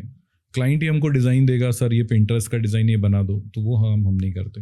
हम बोलते हैं हाँ ठीक है, आपने पिंटरेस्ट में रेफरेंस दिखा दिया कि मुझे ऐसा बेड चाहिए, मुझे ऐसा बैकग्राउंड चाहिए, ऐसा कलर चाहिए, ठीक है, लेकिन हम डिज़ाइन बना के आपको उससे बेटर दे देते हैं। एक दो ऑप्शंस देते हैं, 3D बना के देते हैं। उसके बाद आपको नहीं समझ में आ रहा है कि नहीं मुझे तो अब यही चाहिए, तो ठीक है, आप वो बना सकते हैं, क्योंकि देखिए अल्टीमेटली आपको वो चीज़ चाहिए ना। तो हम इतने रिजिड नहीं होते हैं, लेकिन आप अपना क्रिएशन तो दिखाइए पहले, उतना मौका दीजिए, उतना टाइम दीजिए, एक दूसरे को समझो, तब तो वो काम आगे बढ़ेगा। तो उतना टाइम हम क्लाइंट से लेते हैं। कई बार ऐसा फील होता है, क्लाइंट बोलता है कि मतलब क्लाइंट ऐसा रियलाइज कराता है कि आपसे ज़्यादा हमको पता है, क्योंकि मैं तो इतना सब कुछ लिख के आया हूँ, ये है।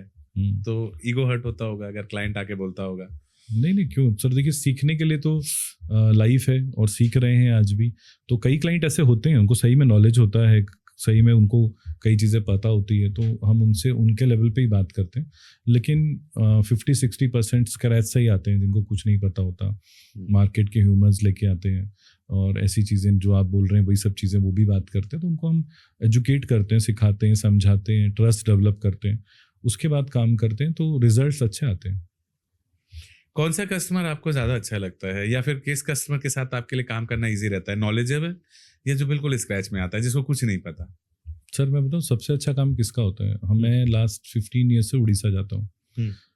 उड़ीसा में पैसा बहुत है ना लोगों के पास, लेकिन एजुकेशन का वहाँ भी इशू है। और जो वहाँ पैसा खर्च करने वाले हैं ना, वो इतने पोलाइट हैं, वो पूछेंगे सर आप कब आ रहे हैं, जैसे मैंने बोल दिया मैं कल आ रहा हूँ, तो वो सुबह से लेके जब तक मैं पहुँचूंगा नहीं तब तक 4 फ़ोन लगाएंगे, सर आप आए नहीं, सर कहाँ पहुँचे, सर कितनी देर में आएंगे। तो बस उतना क्यूरियोसिटी होता है। जैसे ही हम साइट पे एंटर करते हैं ना, वो चेयर लेके बाहर बैठ जाते हैं, पूरी साइट पे क्या काम हो रहा है, कैसे होना है, क्या लगना है, कहाँ क्या होगा, वो हम समझाते हैं। और हमारे वेंडर्स साथ में होते हैं, हमारे कॉन्ट्रैक्टर्स हमारे साथ होते हैं, वो पूरा काम समझते हैं। लास्ट में आके हम उनके साथ बाजू में चेयर में बैठते हैं और उनको समझाते हैं कि सर आज की मीटिंग हो गई, हमने इनको काम बता दिया, जो 15-20 दिन 1 महीना ये काम होगा, इसमें ये चीज़ें लगेगी। वो बोलते हैं ठीक है।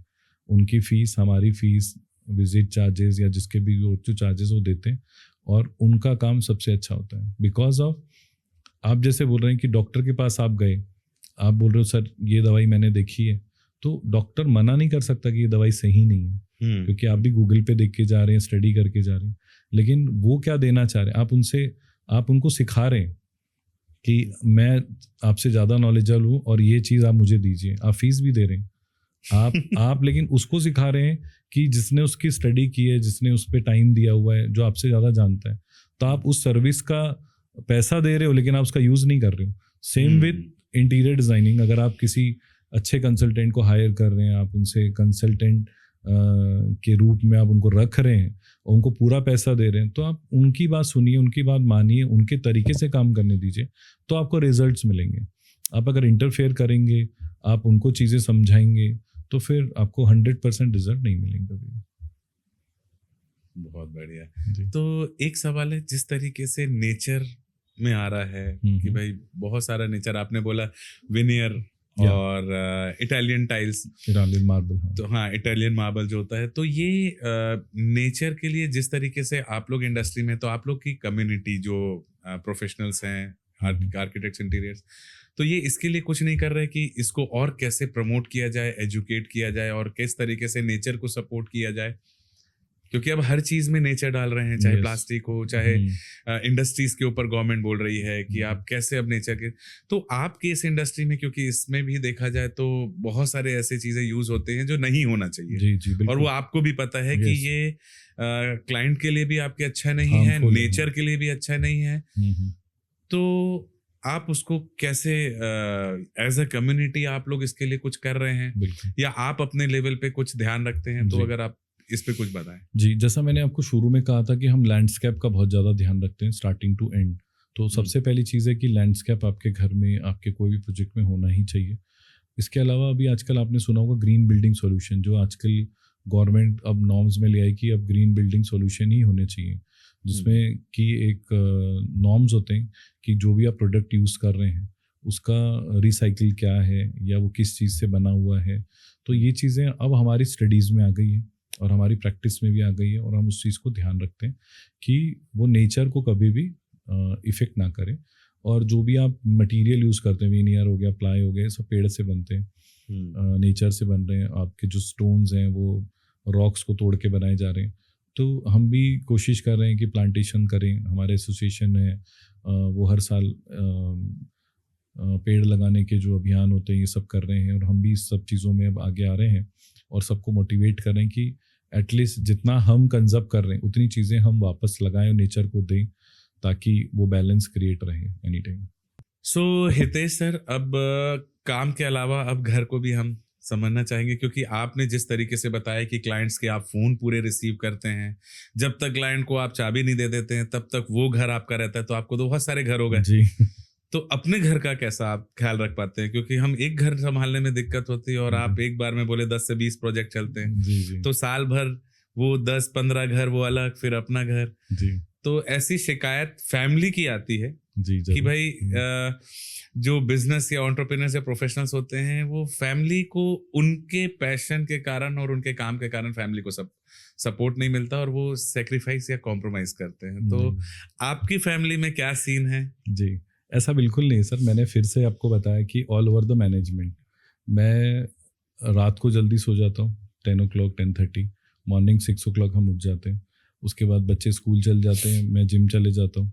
जिम क्योंकि हम लोग को मैं लिफ्ट यूज़ नहीं करता, स्टेयर्स ही यूज़ करता हूँ। अगर 10 मंजिल है तो 10 मंजिल भी मैं कोशिश करके स्टेयर्स से ही जाता हूँ, स्टेयर्स से ही उतरता हूँ।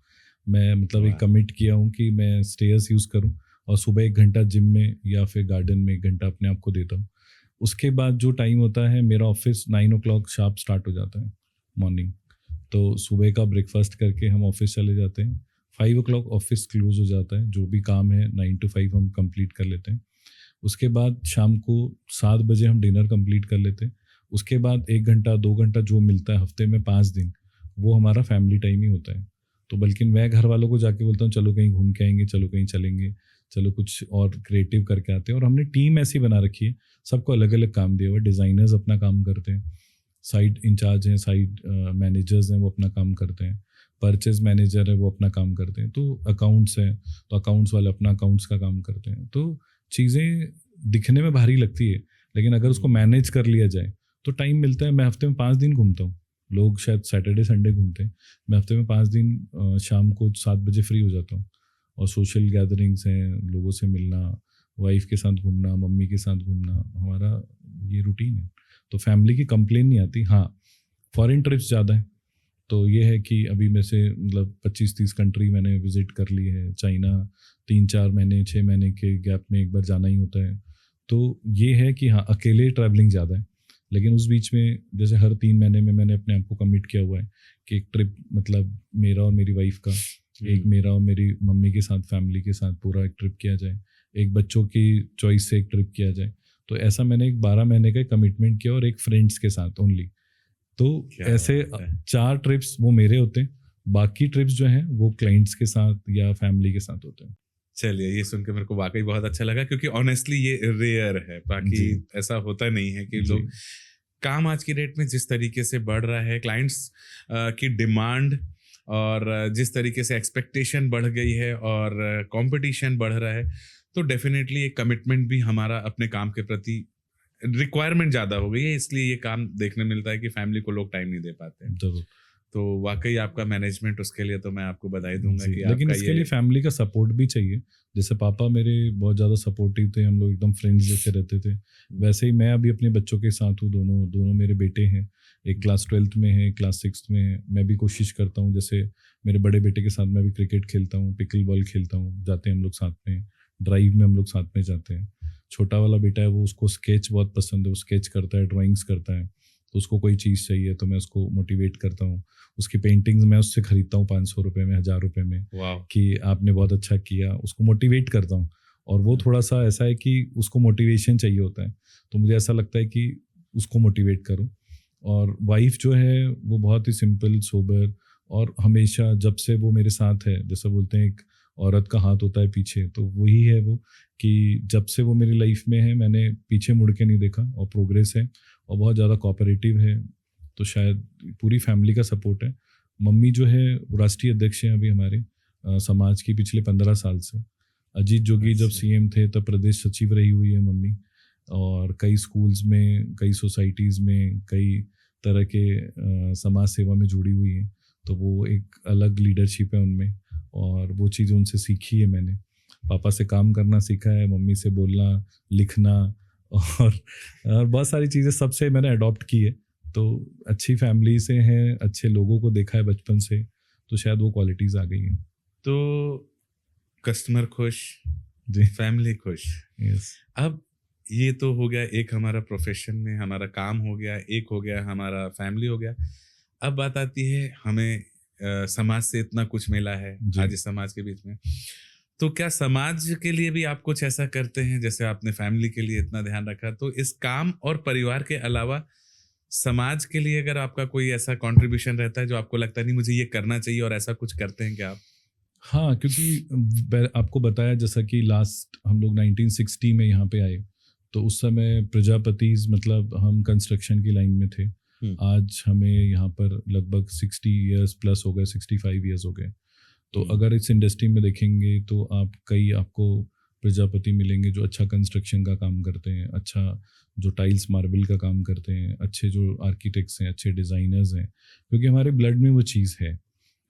तो हम अपनी सोसाइटी प्रजापति समाज की अगर बात करूँ, तो आज शंकर नगर में और सेज बहार में हमारे काफ़ी 1000 से ज़्यादा घर हैं, और 5000 लोग होंगे हमारी स्ट्रेंथ कम से कम, और सब एक दूसरे से मिलजुल कर रहते हैं। हर प्रोग्राम्स में हम एक दूसरे से मिलते हैं, साथ रहते हैं, एक दूसरे का साथ देते हैं, सुख दुख में एक दूसरे का साथ देते हैं।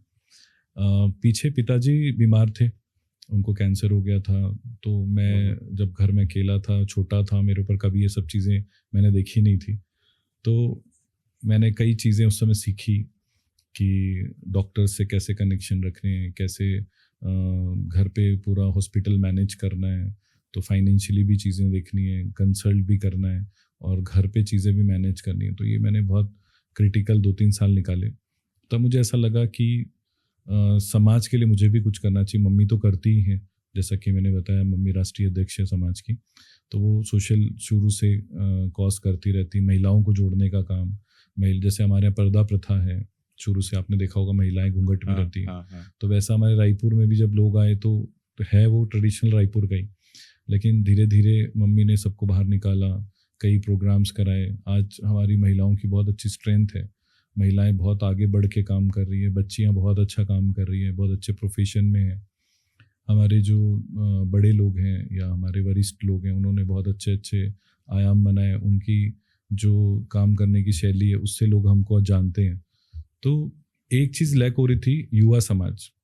आज का युवा एक दूसरे से जुड़ना नहीं चाहता, एक दूसरे घर जाना पसंद नहीं करता, एक दूसरे से मिलना पसंद नहीं करता। तो मैं क्रिकेट खेलता था, बॉक्स क्रिकेट खेलता था, तो मैंने धीरे धीरे 1, 2, 3 जिनसे मेरी थोड़ी अच्छी थी बॉन्डिंग, उनको मैंने साथ में क्रिकेट खिलाना चालू किया कि मेरे साथ चलिए क्रिकेट खेलेंगे। उनको मज़ा आने लगा, बोले अच्छा लग रहा है।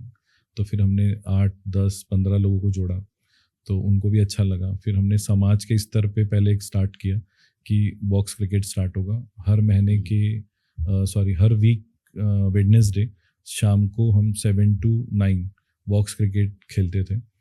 सबसे पहला हमने 6 महीने के अंदर टूर्नामेंट करा, जिसमें 33 युवा जुड़े और उसका एक टूर्नामेंट हुआ। वो हमारे लिए अचीवमेंट था कि 6 महीने में हमने 33 लड़के जोड़े। अगले 6 महीने में एक और इवेंट हुआ, उसमें 66 लड़के जुड़े। और अभी 2 साल हुआ है, अभी हम 100 से ज़्यादा युवा जुड़ चुके हैं और अच्छे इवेंट्स कर रहे हैं, सोशल इवेंट्स कर रहे हैं, जैसे कावड़ यात्रा हम कर रहे हैं अभी साल में। क्रिकेट टूर्नामेंट अभी हमारा और ग्रैंड स्तर पे होने लग गया। तो अब ऐसा हो गया कि हमारे समाज के जो युवा थे वो वर्ग भी हमारे से जुड़ा, और उसकी पहल कहीं ना कहीं मैंने की, तो मुझे ये चीज़ अच्छी लगती है। और अब इसके अलावा मेरा विज़न है कि आगे भी कई चीज़ें ऐसी हो जिससे कि समाज जुड़े, एक दूसरे को जाने, कनेक्ट रहे। आज के जेनजी युग में, मोबाइल के युग में, जब लोग एक दूसरे से नई बात करना चाह रहे हैं, अपने आप में रहना चाहते हैं, समाज का एक अहम रोल है। तो ये मेरे जहन में है और मैं बचपन से देख रहा हूँ, तो लगता है कि मुझे अपने समाज को कुछ देना चाहिए, तो उसके लिए कुछ ना कुछ करते रहता हूँ। बहुत बढ़िया, अच्छा लगा सुन के। अब एक कहावत है, सावन के अंधे को हर जगह हरियाली हरियाली दिखती है जी।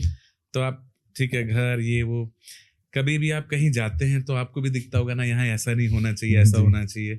कभी ऐसा हुआ है जैसे इंटीरियर आर्किटेक्ट में, कभी गुपचुप का ठेला या इस टाइप का भी छोटी सी गुमटी देख के ऐसा लगता है काश यहाँ पे मैं ऐसा कुछ कर दूं?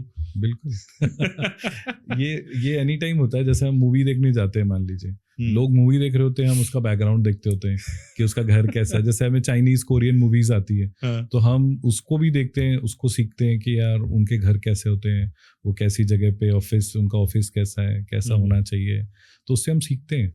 और वो तो अलग चीज़ हो गई। डेली रूटीन में जैसे अगर मान लो सब्जी के स्टॉल पे ही चले गए, वहाँ इतना कंजक्शन होता है कि काउंटर कहीं है, 2 लोग भीड़ रहे हैं, चल रहे हैं, तो कई बार ऐसा लगता है उसको बोलूं कि यार तेरा मैं प्लान कर देता हूँ कि इन और आउट अलग होना चाहिए, कैश कहीं और होना चाहिए। फिर वो भावना रोकनी पड़ती कि नहीं, वो पूछ नहीं रहे मेरे से। तो ये चीज़ें एनी टाइम दिमाग में रहती है। तो कहीं भी चले जाओ, किसी भी जगह पे चले जाओ, कोई कैफ़े जाओ, रेस्टोरेंट जाओ, वहाँ कई चीज़ें सीखने की होती है, अच्छी होती है, एडमायर करते हैं। कोई चीज़ अगर माइनस होती है तो उनको बताते भी हैं कि सर इसको आप ऐसा कर सकते हैं, तो उनके लिए हेल्प होती है। अच्छा, मेरा जब भी कहीं ट्रेडिंग होता है तो आज की डेट में मैं एंटरप्रेन्योर्स को बोलता हूँ कि अब नया इनोवेशन तो आपको बहुत ज़्यादा मेहनत करने की ज़रूरत नहीं है। अभी ना इनोवेशन की जगह फ्यूजन बहुत आ गया। जैसे अगर आप देखेंगे क्रिकेट है, तो क्रिकेट में बॉलीवुड डाल दिए हैं, चीयर लीडर्स डाल दिए हैं, दिवाली भी होती है, इतने क्रैकर्स वगैरह होते हैं, और सॉन्ग्स बनने लग गए, थीम सॉन्ग्स, ड्रेस, ये वो। मतलब अब क्रिकेट कम और ग्लैमर एंटरटेनमेंट ज़्यादा हो गया है। तो इसी तरीके से आप रेस्टोरेंट में जाएंगे तो अब कोई खाना खाने नहीं जाता, वहां देखता है जेंट्री कैसी है, इंटीरियर, फिर उसके बाद वहां पे म्यूजिक, लाइव म्यूजिक चल रहा है। तो अब हर बिजनेस में फ्यूजन आ रहा है कि मतलब उस बिजनेस में अब आप देखेंगे डोसा है तो डोसा में फ्यूजन आ गया, चाइनीज डोसा, चिकन डोसा, मतलब बहुत सारी चीजें, अब वो फ्यूजन आ रहा है। यस। आपकी इंडस्ट्री में ऐसा कुछ फ्यूजन कि कुछ 2-3 चीजों को अब मिला के, क्योंकि नया नया इनोवेशन कितना करेंगे, तो ऐसा कुछ आपकी इंडस्ट्री में भी आ रहा है क्या? Industry means what? मतलब इंटीरियर्स आर्किटेक्ट्स में आप लोग कुछ ऐसा अलग अलग इंडस्ट्री को मिला रहे हैं? हाँ, जैसा कि मैंने आपको पहले बताया कि अब जैसे फर्निशिंग डिज़ाइनर्स अलग होते हैं। जब मैंने इस इंडस्ट्री को जब देखा था, तब आर्किटेक्ट ही पूरी बिल्डिंग फिनिश करते थे। वही फ्लोरिंग सजेस्ट करते थे, वही कलर कॉम्बिनेशन सजेस्ट करते थे, विंडोज़ कैसी रहेगी वही सजेस्ट करते थे। आज से मैं अगर 30-35 साल पहले की बात करूँ, लेकिन अब ऐसा नहीं है। अब हर चीज़ के लिए अलग डिज़ाइनर, अलग कंसल्टेंट होते हैं, अलग टेस्ट होता है, अलग थीम होती है। तो जैसा आप चाहें वैसी चीज़ें हमारे पास अवेलेबल हैं, जो आपका बजट अलाउ करेगा, जो आपका कॉन्सेप्ट अलाउ करेगा, हमारे पास सब चीज़ें। तो फ्यूजन जैसा कि आप बोल रहे हैं, तो हम भी एक दूसरे के साथ मिलके फ्यूजन क्रिएट करते हैं और नई चीज़ डिलीवर करते हैं। आपकी फेवरेट साइट? आपने बहुत सारे किए हैं, बट कोई ऐसा यादगार एक्सपीरियंस और मन पसंदीदा जिसको आज भी आपका मन करता है कि यार जाता हूँ, एक बार देख के आता हूँ, वहां जाऊंगा तो मुझे अच्छा लगेगा? जी जी, ऐसा नहीं है। देखिए क्या होता है, जो मम्मी पापा होते हैं उनको अपने बच्चे सब अच्छे लगते हैं। तो कोई आप किसी लेकिन का 2 नाम, बच्चों में भी एक फेवरेट होता है वैसे। लेकिन उसका नाम नहीं ले सकते हैं दूसरा नाराज हो जाएगा लेकिन हाँ, अच्छा सवाल है। देखिए रेसिडेंस तो मैंने फिर से बोला, सबके लिए एक इमोशंस होते हैं। तो मेरे हर घर फेवरेट है, क्योंकि मैं घरों की ओपनिंग में नहीं जाता। इसलिए नहीं जाता कि जब मैंने उनके साथ 1 साल बिताया है, उनकी ज़रूरत सुनी है, उनका काम उनके हिसाब से किया, मेहनत की, ओपनिंग के टाइम दिया, बैठा, एक एक चीज़ अपने परफेक्शन से कराया, तो वो बोलते हैं कि सर आपको कल रहना है, हम सबसे मिलाएंगे। मैं लेकिन उस दिन नहीं जाता, मैं उसके दूसरे दिन जाता हूँ कि कल लोगों ने क्या बोला। अगर मैं वहाँ खड़े रहूँगा तो लोग आएंगे, बहुत अच्छा बना है, वो फिर हमारी तरफ सर ने किया है, सर ने बनाया है। तो किसी को गलती भी निकालनी ना, तो हम खड़े रहेंगे तो नहीं निकालते। और एक्चुअल, हम तो बोलते हैं एक्चुअल चीज़ें हो, उसके बाद हम नेक्स्ट डे रिव्यू के लिए, और मुझे 1000 लोग आपका घर देख रहे हैं, आपका प्रोजेक्ट देख रहे हैं, वो अच्छा बोल रहे हैं, खराब बोल रहे हैं, मुझे कोई मतलब नहीं। मुझे मेरे क्लाइंट ने क्या काम दिया था, वो मैंने उनको डिलीवर किया, वो खुश है कि नहीं, वो पूछने उनसे दूसरे दिन जाता हूँ कि सर जो आपने काम दिया था वैसा आपको मिला है कि नहीं। कंप्लेन है तो भी बताइए, और कल अगर लोगों ने तारीफ की तो भी बताइए। आज बैठ के बात करते हैं। और कल से भाभी के पास ही नंबर है कि अगर कोई सर्विस लगेगी तो हम यहाँ बैठे, कभी भी स्क्रू भी ढीला होगा तो हमको कॉल करेंगे, आप कंपनी को कॉल नहीं करेंगे। हाँ, हम नहीं करेंगे तो आप कंपनी से बात करें, ऐसा कभी नहीं हुआ है। लेकिन बहुत बढ़िया। सबसे चैलेंजिंग प्रोजेक्ट जहाँ पे वाकई आपको लगा होगा कि यार काश ये मेरे को ना मिला होता, कोई एक ऐसा, हाँ मतलब इतना चैलेंज आपको फेस हुआ, और या फिर ऐसा हो सकता है कि इतना चैलेंजिंग जिसको करने के बाद आपको ऐसा फील हुआ कि wow, I have done something really great? हाँ, ऐसा एक प्रोजेक्ट था, जैसे आप जानते होंगे रायपुर में साइकिल्स जिम, शंकर नगर वाला, बिल्कुल। तो जब उनके क्लाइंट मेरे पास आए तो उनका कोई एक बिजनेस था, वो इस लाइन में पहली बार आ रहे थे, और मैंने कभी जिम नहीं बनाया था। वो मेरे पास आए कि मुझे एक जिम डिज़ाइन करना है, तो मैंने बोला ठीक है मैं कर दूंगा। तो मैंने उनको कहा कि मैंने कभी जिम डिज़ाइन नहीं किया वैसे। अच्छा, ये आपने उन्हें बोला? हाँ, नहीं किया है तो नहीं किया है। तो मैंने कहा कि मैंने जिम कभी डिज़ाइन नहीं किया। तो उन्होंने कहा कि ठीक है हम मिल के काम करेंगे। उन्होंने भी कहा मेरा बजट नहीं है, मुझे एकदम स्क्रैच चाहिए और कम से कम कॉस्ट में क्या होगा वही काम करना है। तो हमने बोला ठीक है, चैलेंज लिया, काम स्टार्ट हुआ। पहला था, मतलब 4 फ्लोर थे, सब मिला के लगभग 15,000 स्क्वायर फीट का जिम था वो। हमने ऐसी ऐसी चीज़ें यूज़ की, मतलब जो कैरम खेलते हैं उसके ऊपर जो लैंप होता है वो 100 रुपये का बेस होता है सिर्फ, उसके नीचे लाइट लगती है। हाँ। उस बेस से लाइटें लगाई पूरे जिम में, लाइटिंग उसी की थी। उसके अंदर एक LED लगाया, ऊपर से लैंप लगाया। आरा मिल जहाँ लकड़ियाँ कटती है वहाँ हम लोग जाते थे, क्लाइंट भी हमारे साथ थे, जाते थे वहाँ। जो लकड़ियों के टुकड़े बचते हैं वो टुकड़े उठा के हमने कॉलम पे लगा दिए, उससे हमने कॉलम की डिज़ाइन की। फिर जो पहले रेलवे के स्लीपर्स होते थे वो अब लगते नहीं, वो खाली पड़े थे कहीं कटे हुए, उसको उठा के रिसेप्शन टेबल के ऊपर हैंग कर दिया, उसके नीचे लाइट लगा के लैम्प बना दिया। तो ये क्रिएटिव भी था और पैसे लगने का काम नहीं था, लेकिन वो इतना हिट हुआ साइकिल जिम शंकर नगर, लोगों ने देखा, पसंद किया। उसके बाद हमने जब साइकिल जिम करेंसी टावर बनाया तो हमारा बजट अच्छा था। हमने फॉरेन के जिम जितने थे, दुबई के थे, यूक्रेन के थे, उनको स्टडी किया। क्लाइंट ने मेरी बहुत हेल्प की। उसके बाद हमने जिम बनाया, तो वो जिम मैं बोल सकता हूँ दावे के साथ सेंट्रल इंडिया का सबसे अच्छा जिम है, as a interior wise, as a floor wise. इतना बड़ा जिम, इतना अच्छा जिम शायद ही होगा, ये मैं बोल सकता हूँ। नहीं, मैंने क्योंकि भी देखा है, तो इसके लिए मेरे को भी प्राउड फील नहीं, हो रहा क्योंकि है। मैं इसलिए बोल रहा हूँ कि इसके बाद मेरे को एक और जिम का प्रोजेक्ट आया, तो मैंने जिम का सर्वे स्टार्ट किया। उसके बाद इतने दिन तक मैंने सर्वे नहीं किए थे। मैंने जो क्लाइंट ने बोला, हमने मिल के काम किया, हमने एक दूसरे का सजेशन लिया और काम किया और अच्छे रिजल्ट्स आए। लेकिन जब मुझे तीसरे जिम का प्रोजेक्ट आया, तब मैं जिम सर्वे करने ऑल ओवर इंडिया घूमा। मैं सलमान खान का जिम, उसके बाद टाइगर श्रॉफ का जिम, उसके बाद जयपुर के जिम, बेंगलोर के जिम, ऋतिक रोशन का जिम, मैं उसके बाद एक एक जिम घूमा हूँ, स्टडी किया हूँ।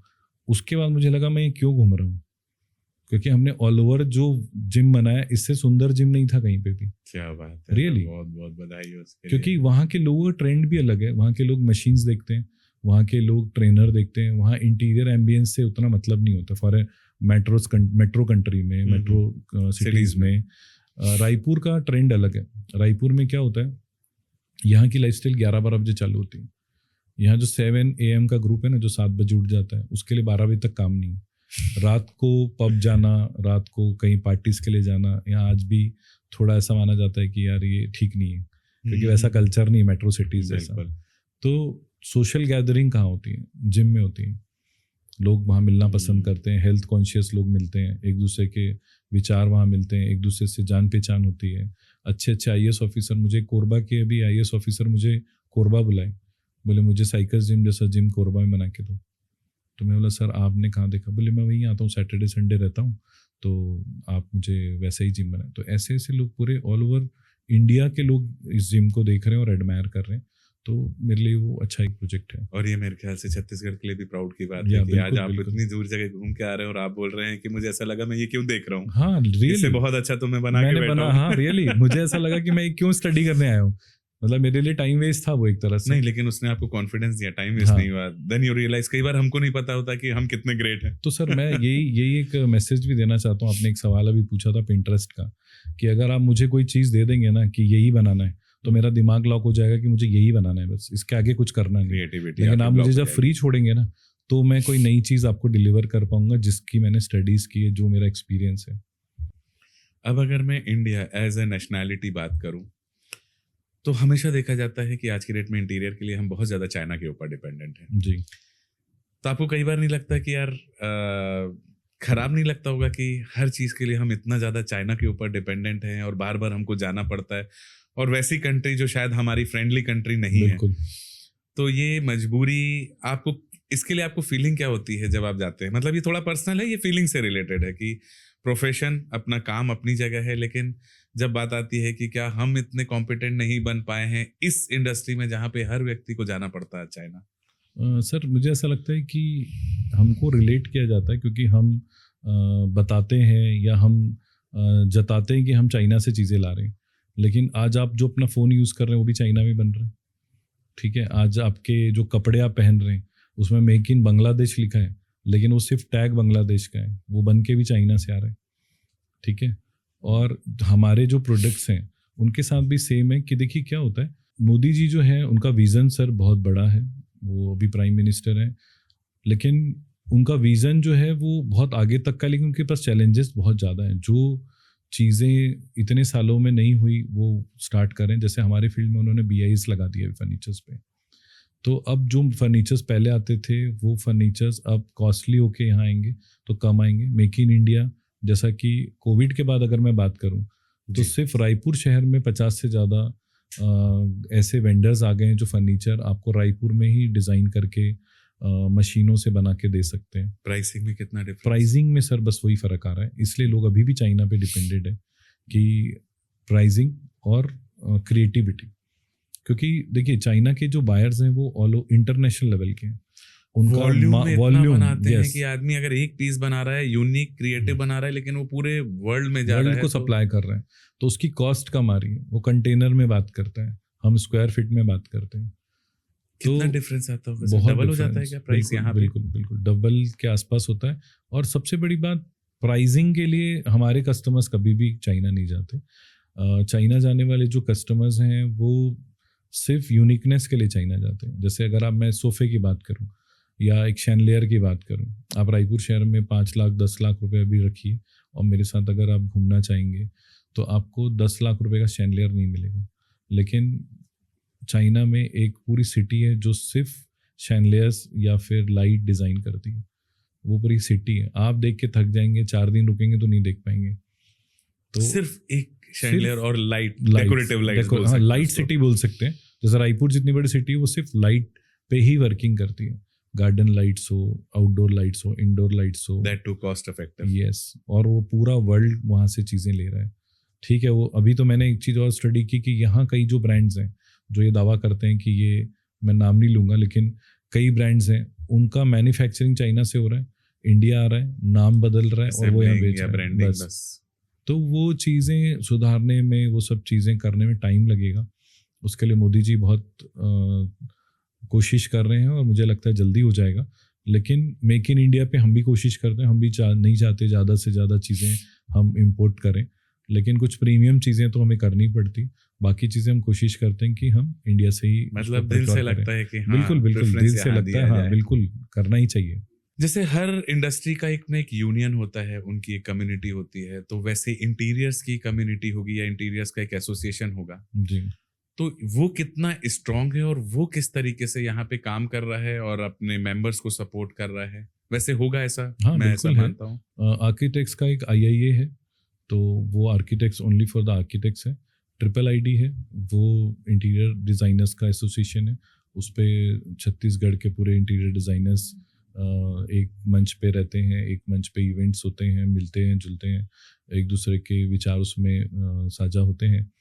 और ये ऑल ओवर इंडिया के इंस्टीट्यूट है जिसमें 53,000 से ज़्यादा इंटीरियर डिज़ाइनर्स एक दूसरे से जुड़े हुए हैं और मिलकर काम करते हैं और नॉलेज सेशन करते हैं। इसके अलावा हमारे जैसे डिज़ाइनर्स हैं वो एक दूसरे से हमेशा कनेक्ट रहते हैं, एक दूसरे से बात करते हैं, नई चीज़ें सीखते हैं, नई चीज़ों पे बात करते हैं और अपने भी प्रॉब्लम्स सॉल्व करते हैं। कभी कोई प्रॉब्लम में है, कभी कोई नई चीज़ आ रही है, तो ये सब बात करने से ही हमको भी नॉलेज मिलता है।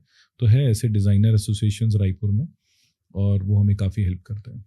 तो जैसा मैं सबसे पहले आपको फिर से एक बार बधाई दूंगा कि छत्तीसगढ़ में जो अभी MSME एंटरप्रेन्योर्स गौरव अचीवर्स अवार्ड हुआ उसके आप विनर रहे और 36 अवार्डीज में से आपको भी वो एक सम्मान मिला, तो आपकी फीलिंग क्या रही और उस अवार्ड में आपका क्या एक्सपीरियंस रहा और आपको क्या लगता है कि ऐसे अवार्ड कैसे मोटिवेट कर सकते हैं किसी को भी और आगे लोगों को क्यों उसमें नॉमिनेट करना चाहिए? 2-3 क्वेश्चन एक साथ पूछ लिया मैंने। जी, नहीं कोई दिक्कत नहीं रोहित भाई। सबसे पहली बात कि बहुत बहुत धन्यवाद आपको, आपकी टीम को कि आपने मुझे इस अवार्ड के लिए नवाजा और इस सिलेक्ट किया।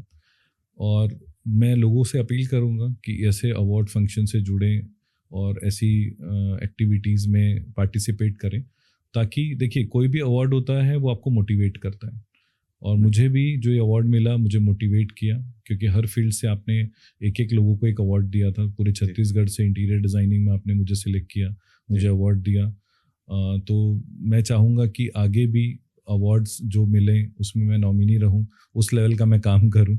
और मेरे जो भी कलीग्स हैं जिनको भी आगे अवार्ड्स मिलेंगे या जिनको मिल चुके हैं, तो उनको भी मैं बधाई देना चाहता हूँ। कहूँगा कि हर फील्ड के लोग इससे जुड़े और इनको सपोर्ट करें, क्योंकि ये हमारे लिए काम कर रहे हैं। हमारी इंडस्ट्री, हर तरह की इंडस्ट्री के लिए काम कर रहे हैं।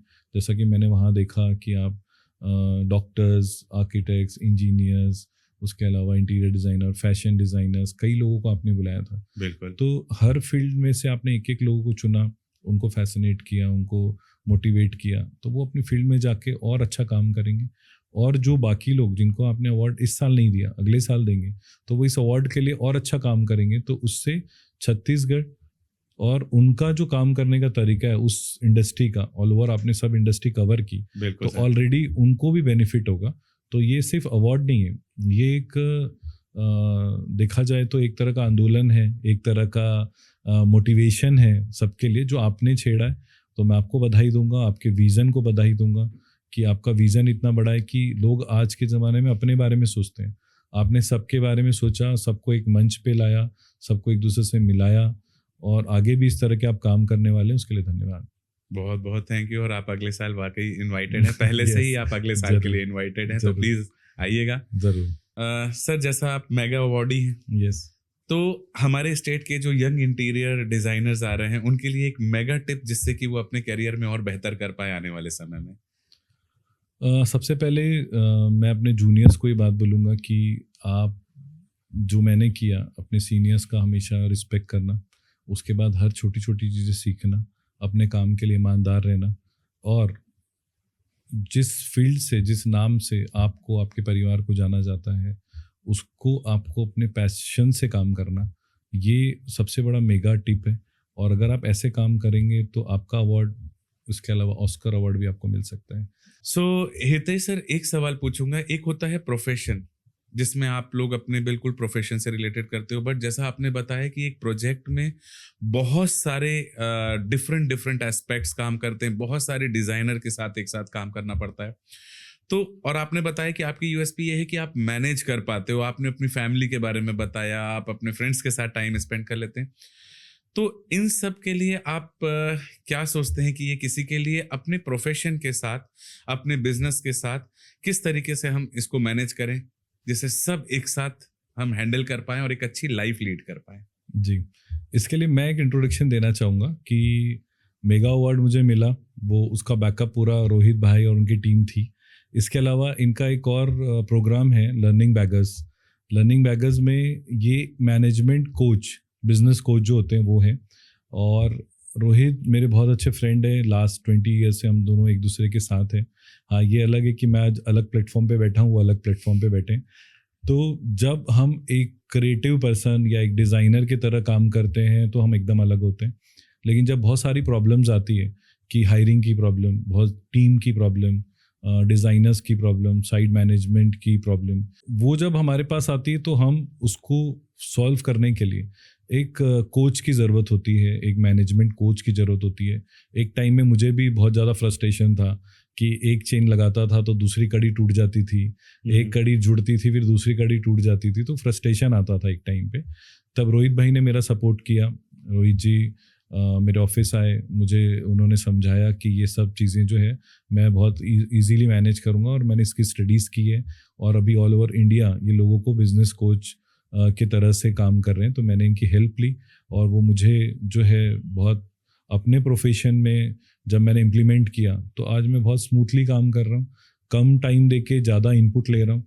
मेरी वर्क एफिशिएंसी बहुत बढ़ गई, मेरे डिज़ाइनर्स की एफिशिएंसी बढ़ गई, और लग रहा है कि अगर आपके कोचिंग में या आपके गाइडेंस में अगर हम चलेंगे तो एक दिन दूर नहीं कि हम ऑल ओवर इंडिया भी काम करेंगे, और शायद उसी टाइमलाइन में काम करेंगे और इसी जज्बे से काम करेंगे। वैसे मैं आपको बधाई दूंगा, आप ऑल ओवर इंडिया तो वैसे भी काम कर ही रहे हैं, बट हाँ, और बड़े स्केल में डेफिनेटली कर सकते हैं। और जैसा आपने बोला कि आज आपने मुझे बोला, तो मेरे भी मेंटर्स हैं, मुझे अगर सीखना होता है तो मैं भी अपने मेंटर्स। और मैं एक पॉइंट बस इसमें ऐड करूंगा, जैसे आज आप भी बहुत सारे ऐसे आते होंगे इंटीरियर्स, यंग इंटीरियर्स जो आपके साथ काम करते होंगे। तो मैं ये लर्निंग को और जो कोच को होता है ना, वो इस तरीके से देखता हूँ, या मेंटर्स बोल लीजिए। जैसे आपको किसी जगह जाना है, किसी लोकेशन में जाना है, तो आप बिना गूगल को यूज किए जा सकते हो और आप अपनी डेस्टिनेशन में पहुंच भी जाएंगे, बट आप ये सोचिए टाइम लगता है। और यही अगर आप गूगल यूज करते हैं तो सेम जगह आप जल्दी पहुंच जाते हैं। तो मैं कभी किसी को ये नहीं बोलता कि आप अगर कोचिंग लेंगे, आप ट्रेनर लेंगे तो आप सक्सेसफुल हो जाएंगे। पहली बात तो हर व्यक्ति अपने लेवल में ऑलरेडी सक्सेस अचीव कर चुका होता है। बस अब ये रहता है कि सक्सेस इज अ जर्नी, तो वो आगे भी सक्सेसफुल होगा, और वो मेहनती है और उसके अंदर टैलेंट है तो वो बिल्कुल डेफिनेटली सक्सेसफुल होगा। बट हो सकता है कि जहां वो 5 साल में जाए, वहां एक कोच या एक मेंटर के साथ वहां पे वो 1 साल या 2 साल में पहुंच सकते हैं। सेम मुझे लगता है आप भी इस चीज को समझते होंगे जब आपके पास यंग इंटीरियर्स आते होंगे। बिल्कुल। तो जब आप उन्हें सिखाते होंगे तो उनकी भी ये जर्नी जो होती होगी वो आप उसको शॉर्ट कर देते होंगे। बहुत सारे ऐसे एरर जो वो करने वाले होते होंगे, आपके गाइडेंस से वो बाईपास कर देते होंगे उसको। तो आपका कुछ इसके लिए भी एक्सपीरियंस बताइए लगे हाथ कि आपका कैसा रहता है जब इंटीरियर्स आते हैं, यंग आते हैं, तो आप उन्हें कैसे मोटिवेट करते हैं और उन्हें कैसे ट्रेन करते हैं? सबसे पहले जब डिज़ाइनर्स हमारे पास आते हैं बिल्कुल रॉ होते हैं, क्योंकि कॉलेज की जो पढ़ाई होती है वो सिर्फ थ्योरिकल पढ़ाई होती है। जब वो जर्नी हमारे यहाँ स्टार्ट करते हैं तो वो प्रैक्टिकल जर्नी होती है, साइट विजिट्स करने होते हैं, क्लाइंट के साथ मीटिंग्स होती है, क्लाइंट को समझना होता है, हेजिटेशन होता है, डर होता है। तो वो हमें एरा पार कर चुके हैं, लेकिन उनके लिए नया होता है, वो घबरा जाते हैं, डरते हैं। यही चीज़ उन्हें सिखानी है, यही चीज़ ऑफिस में हम उनको सिखाते हैं, हम उनके साथ लगते हैं, उनको चीज़ें उन पे डालते हैं कि हम ये बोलते हैं कि ये चीज़ तुमको ही करनी है, तुमको लीड करना है। तो उनमें एक लीडरशिप जनरेट करना, उनको प्रॉब्लम्स देना, हम उस प्रॉब्लम को शायद जल्दी सॉल्व कर लें, लेकिन हमें भी अपनी टीम बनानी होती है, तो हम वो चीज़ें उन पे डालते हैं ताकि वो सीखें और हम मिलके एक अच्छा काम करें। जैसा कि आप क्रिकेट में भी देखते होंगे, आज रोहित शर्मा बहुत बड़ा प्लेयर है, आज विराट कोहली बहुत बड़े प्लेयर हैं, लेकिन आप बैक ऑफ द बेंच जब देखेंगे गौतम गंभीर, आशीष नेहरा वहाँ से चिल्लाते होते हैं अगला ओवर किसको देना है, बैटिंग कैसे करना है। तो उसके बिना वर्ल्ड में कोई भी चीज़ पॉसिबल नहीं है कि एक मेंटोर हो जो गाइड करे, एक कोच हो जो गाइड करे। अगर आपको अच्छे रिजल्ट्स चाहिए, अगर आप अपने पे सब चीज़ें लेनी स्टार्ट करेंगे तो आपका ग्राफ नीचे आता होगा या एक पॉइंट पे आके रुक जाएगा। अगर आपको ग्रोथ चाहिए तो आपको एक मेंटोर, एक आपके जैसे कोई गाइडेंस करने वाले हो, तो मुझे ऐसा लगता है ज़्यादा अच्छा हो। और मेरे जूनियर्स को भी मैं हमेशा यही बोलता हूँ कि मेरे पास हो तो मेरे से जितना सीख सकते हो वो सीखो और आगे काम करो। और शायद 100 से ज़्यादा बच्चे 20 साल में मेरे से सीखे होंगे, मेरे साथ रह के सीखे होंगे, मेरी टीम के मेंबर रहे होंगे, मेरे बहुत अच्छे रिलेशन है उनसे, और आज वो मार्केट में अच्छा काम कर रहे हैं। ये मेरे लिए अच्छी बात है। बहुत बहुत बढ़िया बात है। और हितेश सर, मैं फाइनली आपको वाकई दिल से धन्यवाद बोलूँगा, आपने समय निकाला और हमको इतने अच्छे इनपुट्स दिए, और यहाँ आने के लिए बहुत बहुत थैंक यू। धन्यवाद रोहित जी, आपने मुझे बुलाया, मेगा अवार्ड से नवाजा, और आगे भी आपके लिए भी बहुत बहुत शुभकामनाएं कि लर्निंग बैगर्स, मेगा अवार्ड, और भी आप जो चीज़ सोच रहे हैं ऑल ओवर इंडिया फेमस हो। आपके थॉट जो हैं वो मुझे बहुत इम्प्रेस करते हैं, और आप मेरे मित्र हैं शुरू से, जब आप बैंक में जॉब करते थे तब से मैं आपको जानता हूँ। तो आपका एक अलग ही छवि है मेरे लिए, और वो हमेशा रहेगी। Best of luck. Thank you so much. Thank you sir. तो ये थे हमारे आज के मेगा अवॉर्डी, जिनकी कहानी सिर्फ एक इंस्पिरेशन नहीं, एक डायरेक्शन है। अगर आपको हमारी आज की बातचीत पसंद आई है तो इसे अपने दोस्तों और नेटवर्क के साथ जरूर शेयर करें। आप सुन रहे हैं छत्तीसगढ़ मेगा स्टोरीज, जहां पर हर एक कहानी होती है मेगा, क्योंकि यहाँ आते हैं वो लोग जिन्होंने अपने काम से एक पहचान बनाई है। मैं हूं आपका होस्ट रोहित राज, और मैं आऊंगा फिर से एक ऐसी ही नई कहानी के साथ। तब तक सीखते रहिए, बढ़ते रहिए और अपने सपनों को मेगा बनाते रहिए।